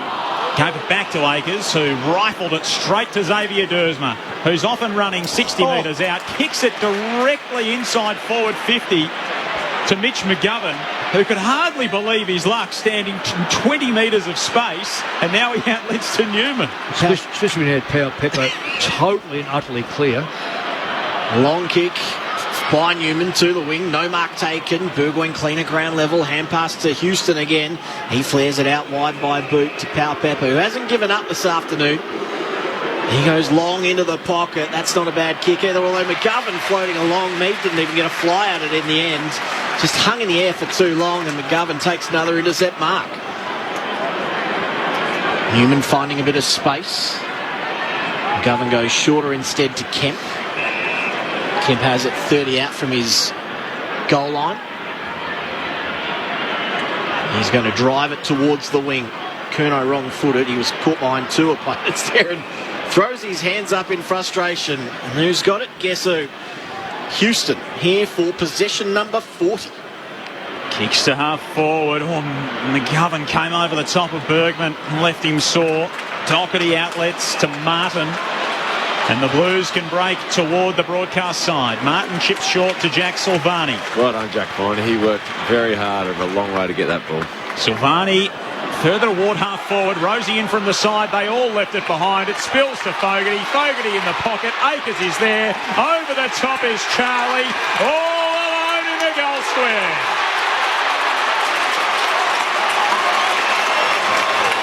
Curnow puts one into the rafters. The Carlton fans might be swinging from them before it's all said and done. 54 points, the Blues. It's been an evisceration under the roof this afternoon. 18-10, 118 to Port Adelaide, 9-10, 64. And we're only halfway through the final term. Your experts are Mick Malthouse and Adam Tomlinson. Wish we were. I picked Port. But I did say by Thursday, after all those players come out, and you've got to take into consideration where Port have come from, that 13 games, and we know 13 weeks ago, or thereabouts in that 13 weeks' time, Carlton have been under massive pressure. We're going to get rid of the coach, get rid of the CEO, get rid of this, get rid of that. That's just Carlton, though, Mick. That is Carlton. And at the end of the day, they've probably got better since their board member retired. So we put it down to that. That's an improvement. Another clearance as well for Cripps this time. Works the 1-2. Wonderful tackle, though. He shrugged it, got the hand pass away. Motlop was standing still. He got a hand pass out to Akers, who will be the final shot at goal. He misses everything out to the right. 15 played final term. Blues by 54 points. I know they're down by 54 points, but they just look out on their feet. There's no movement, hands on knees. Aaliyah short to Farrell, who goes long with that beautiful left boot. Lord came across the front. McEntee able to rove it. Out the back, Powell Pepper. And Boyd and Mead go at it. Boyd paddle it to his own advantage. The boundary line's his friend. That's a good win. The Carlton supporters very happy with his work as he runs back inside defensive 50. Ball in, 60 out from the Port Adelaide goal. Been good all over the ground. Back line's held up. Forward line have done what they have to do. What they've kicked 18 goals. That's fantastic. The midfield have just dominated. Big spread in the midfield too, hasn't it? Hasn't been that the usual suspects dominating. And very even performance from Carlton this afternoon, and an impressive one. Drew to full forward, and Mark Kemp towering at full back. Has a couple of bites of the cherry and drags it in. Really asserting himself back there, Brodie Kemp. Chips short to Doherty. 18-10 plays 9-10. Blues by 9 kicks. Doherty and Motlop. What about this man's afternoon? Into the game 5 minutes before it started to replace Matt Owies. By half-time, he had 4 goals, a career high. Jack Silvani with a career high 4. It's been all Carlton since. Curnow, good fly, good mark. He's starting to find a bit of it late in this game, Charlie Curnow. 10 marks for the day now for Charlie. 10 score involvements. Such a magnificent kick. Look at that. That's gone 55, 60 metres. Silvani given away a free kick, or maybe Martin in that marking contest. Crowd let down. Voiced their disapproval. Free kick was there every day of the week. Now Port Adelaide have it. Cross defensive 50. Dursman, kick over the top. He's turned it over to Sard, who can go back inside attacking 50. Akers takes the mark. Akers has Hewitt short. That's where he heads. Finds him in the pocket. And Hewitt, who was the sub last week, into the team in place of Matt Kennedy, who's got a knee injury himself. So Hewitt will line up from 40 out. He'll start his approach in the right forward pocket outside the boundary. Crosses the paint of 50. George Stewart hangs it out to the right. That won't trouble the scorers. 64 points still the margin. 18 played, fourth quarter. I think Port need Dersma. These last two kicks, he's got jumpers mixed up. He's kicked it directly to the opposition, but I think his speed and his ability to win the football is much needed by Port. Geez, Sam Powell-Pepper got a kick in the backside then from Adam Sard in the marking contest. No free kick for it. There is Dersma. Got it from Wines. Gave it to McEntee as they chain it inside the forward 50. And rising in front was Rosie. Spring-heeled as ever to mark 47 metres out. Slight angle left of centre. I'd love to see him do a talk from there. He's going to drop punt it. Already kicked one. He'll run around. Has Connor Rosie, 26 disposals to go with it. From right on the paint of the 50. That is a sweet strike. He's a great kid. He's a good player. He is a beautiful player to watch, Connor Rosie. And he drags one back for the Power and makes it an 8-goal margin. 18-10, 118 to Port Adelaide 10-10-70 as we tick toward time on in the final term. Nick Malthouse and Adam Tomlinson are your experts on Grandstand AFL. Well, the Blues are getting what they want. A real sniff at the 8 tonight.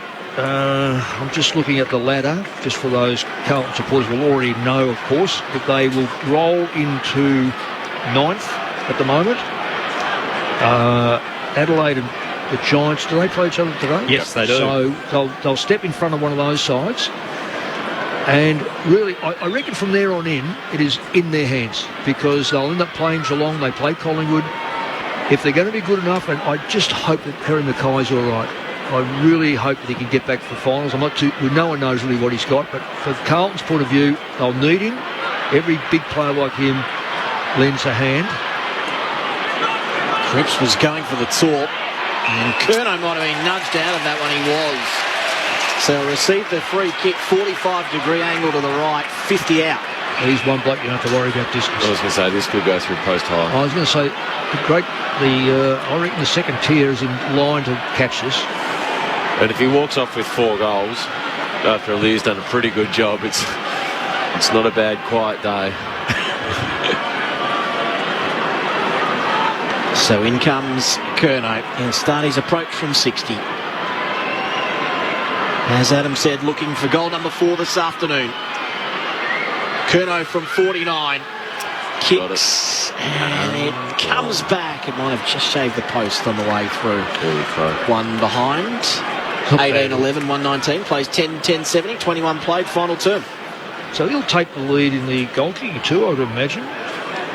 Yes, Yeah. I think until Tex Walker to come tonight. Yeah, over the 50 mark, which is fantastic. Coleman medalist of last year, of course. Charlie Curnow. Yeah, Walker 48. Both 48, are they? They started coming 48. Into Nick Larkey's done a great job for one of the bottom sides. He kicked 44 goals. Fantastic. Longest streak of at least 2 goals in a game in the competition, Nick Larkey.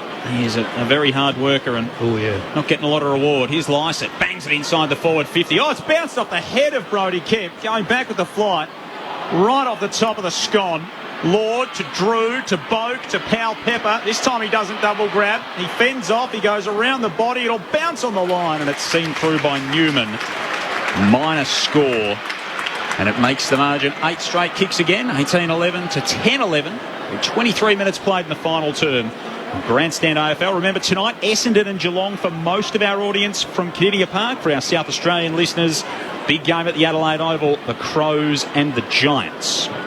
Even then, Carlton had dominance of numbers, so it made it hard for every hand pass that went through double hands to have a shot on goal. Newman with the kick out. Port Adelaide worked it nicely through hands, ending up with Powell-Pepper at a flying shot at goal from 48. Probably had more time than he realised. You saw Carlton bodies in front of him though. Carlton have been very good defensively today. What's that? 10 goals, 12. And I know they've missed a couple, but the back line and general defence has been outstanding by the Blues. Newman thumps it in for Carlton. Taken by McGovern inside the defensive 50 to Doherty for Hewitt. Now to Dow. The Blues through the middle might bank one more for the road. Cincotta inside the 50. Cunningham lays it down into the path of Silvani. Fogarty running back toward goal. Jones with there every step of the way. Did well in the end, and then a little kick on the outside of the boot was clever to find Dersma. Well done from Lockie Jones. Yeah, very well done. Great hustle from the big fella on the last line of defence. Saved a certain Carlton goal. Silvani hit that like an absolute crummer. Just didn't have the pace, did he? Running forward. Meanwhile, from the stoppage, copping one in the face was Doherty. Cincotta gave it back to him. Now back by hand to Boyd, who goes wide looking for Cripps. It pitches on the line and out for a boundary throw-in, just forward of centre wing for the Blues. 4 goals to Silvani, 4 goals to Motlop, and 3 to Curnow, the multiple goal kickers this afternoon. Hey, why do they wait for another why do they wait for the 2 ruckman? Oh, drives me insane. It's insane. beyond me. Carlton didn't even have anyone there. Free kick from the stoppage going the way of Walsh, who was the tackler on Rosie. I thought he got a little bit of his boot to that one, but the umpire said no, so Walsh has it on centre wing. Calls that he's going to go long. Directs some traffic. Kicks toward Curnow! Valeria's gone to sleep. He's looking for next week. Let me tell you, he is now not even jumping with him. Yeah, the damn wall's broken, hasn't it? Oh, it has. What's he kicked? He's kicked a third quarter goal and 2 last one. And only just missed the last one. Hit the post. 14 kicks for Charlie Curnow, 11 marks, 11 score involvements and 3 goals too. He'll kick it from right on the 50. Ripping bloke too. A trademark Charlie Curnow grab. And his kick hits the inside of the post. It started left. You could see him willing it back as he propped on the top of the 50 and leant to his right. It strikes the inside of the post. 18-12, 120 Carlton. Port Adelaide 10-12, 72. And a couple of minutes left in the final term. From the kick in, Burton received a hand pass with 2 Blues in front of him, so all he was doing was forced to kick as far as he could. A fumble from Rosie, probably should have been paid holding the ball. Can't believe it.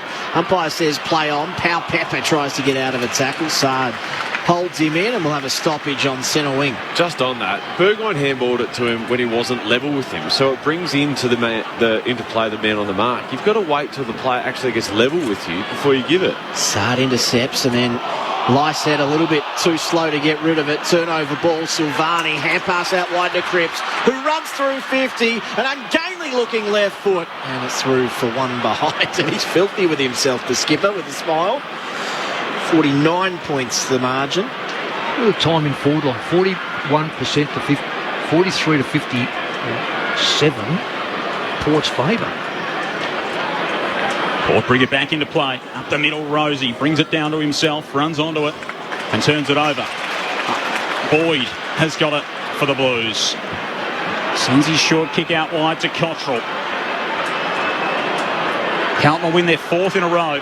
Break a 13-game club record winning streak for Port Adelaide. Cottrell inside the 50. Burgoyne's up. Martin's down.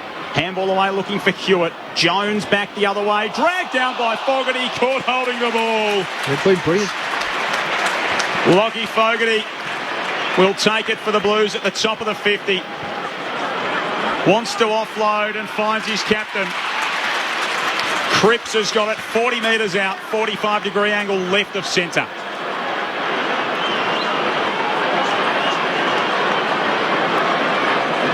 $49 points the margin before the kick.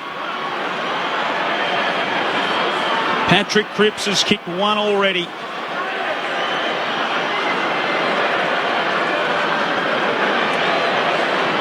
The crowd waits in anticipation before maybe getting a chance to erupt again.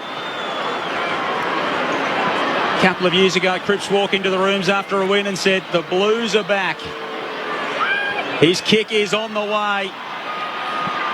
He misses to the left-hand side. It's a 50-point lead. Hard to disagree with him, as Carlton will win another game this season.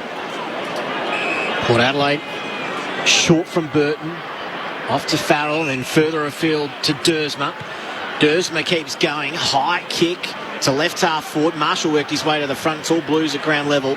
Time for Newman. Hand pass to Walsh. And Walsh goes back by hand to Boyd. What a performance for the Blues. The Port Adelaide streak is over. And the Blues might be sniffing the top 8 before we know it. We are the Navy Blues. We are the old dark Navy Blues. We're the team that never lets you down. We're the only team old Carlton knows. We're all the champions they like to send up. We'll keep our end up, and they will know that they've been playing against the famous old dark Blues. Carlton 18-14, 122 over Port Adelaide 10-12-72. 50 points the margin in the end. 4 goals to Silvani and Motlop, Curnow with 3, Cottrell with 2, and 1 each to Cripps, Fogarty, Martin, Cunningham and Newman. For Port Adelaide, 3 to Marshall, 2 to Rosie, 1 each to Power Pepper, Lord, Butters, Burne-Jones and McEntee. So a 50-point win for the Blues. And they'll be singing this on the way back to Carlton tonight. We are the Navy Blues. We are the old dark Navy Blues. We're the team that never lets you down. We're the only team old Carlton knows. We're all the champions they like to send up. We'll keep our end up, and they will know that they've been playing against the famous old dark Blues. Our South Australian listeners will be with us for another 10 minutes or so before we head to Adelaide and GWS. For everyone else, you are headed down the road to Kardinia Park very shortly. Mick, can you give the votes in a minute, or do you want to save for a bit more time? No, I've got the votes. Go for it. So 1 vote, Dan Houston, 41 possessions, losing side, get done by 8 goals. He didn't have a great, he wasn't great at stoppages, had a few tackles, but kept on getting and at least giving their forward some chance of getting the ball from around the ground. Two votes to Tom DeConing. I just thought he rucked brilliantly, took the marks around the ground that were needed, tackled, really when the game needed to be won in the first half, he dominated the rucks. They had no answer to him. And when he would come off the ground, there was a player that ended up kicking 4 goals today. It wasn't only the 4 goals. I thought Jack Silvani, 3 votes. His ruck work, his defensive work, his ability to fill the spaces up when he needed to was outstanding. Jack Silvani, best on ground, according to Mick Malthouse this afternoon. For all of our Victorian, Tasmanian, WA and Northern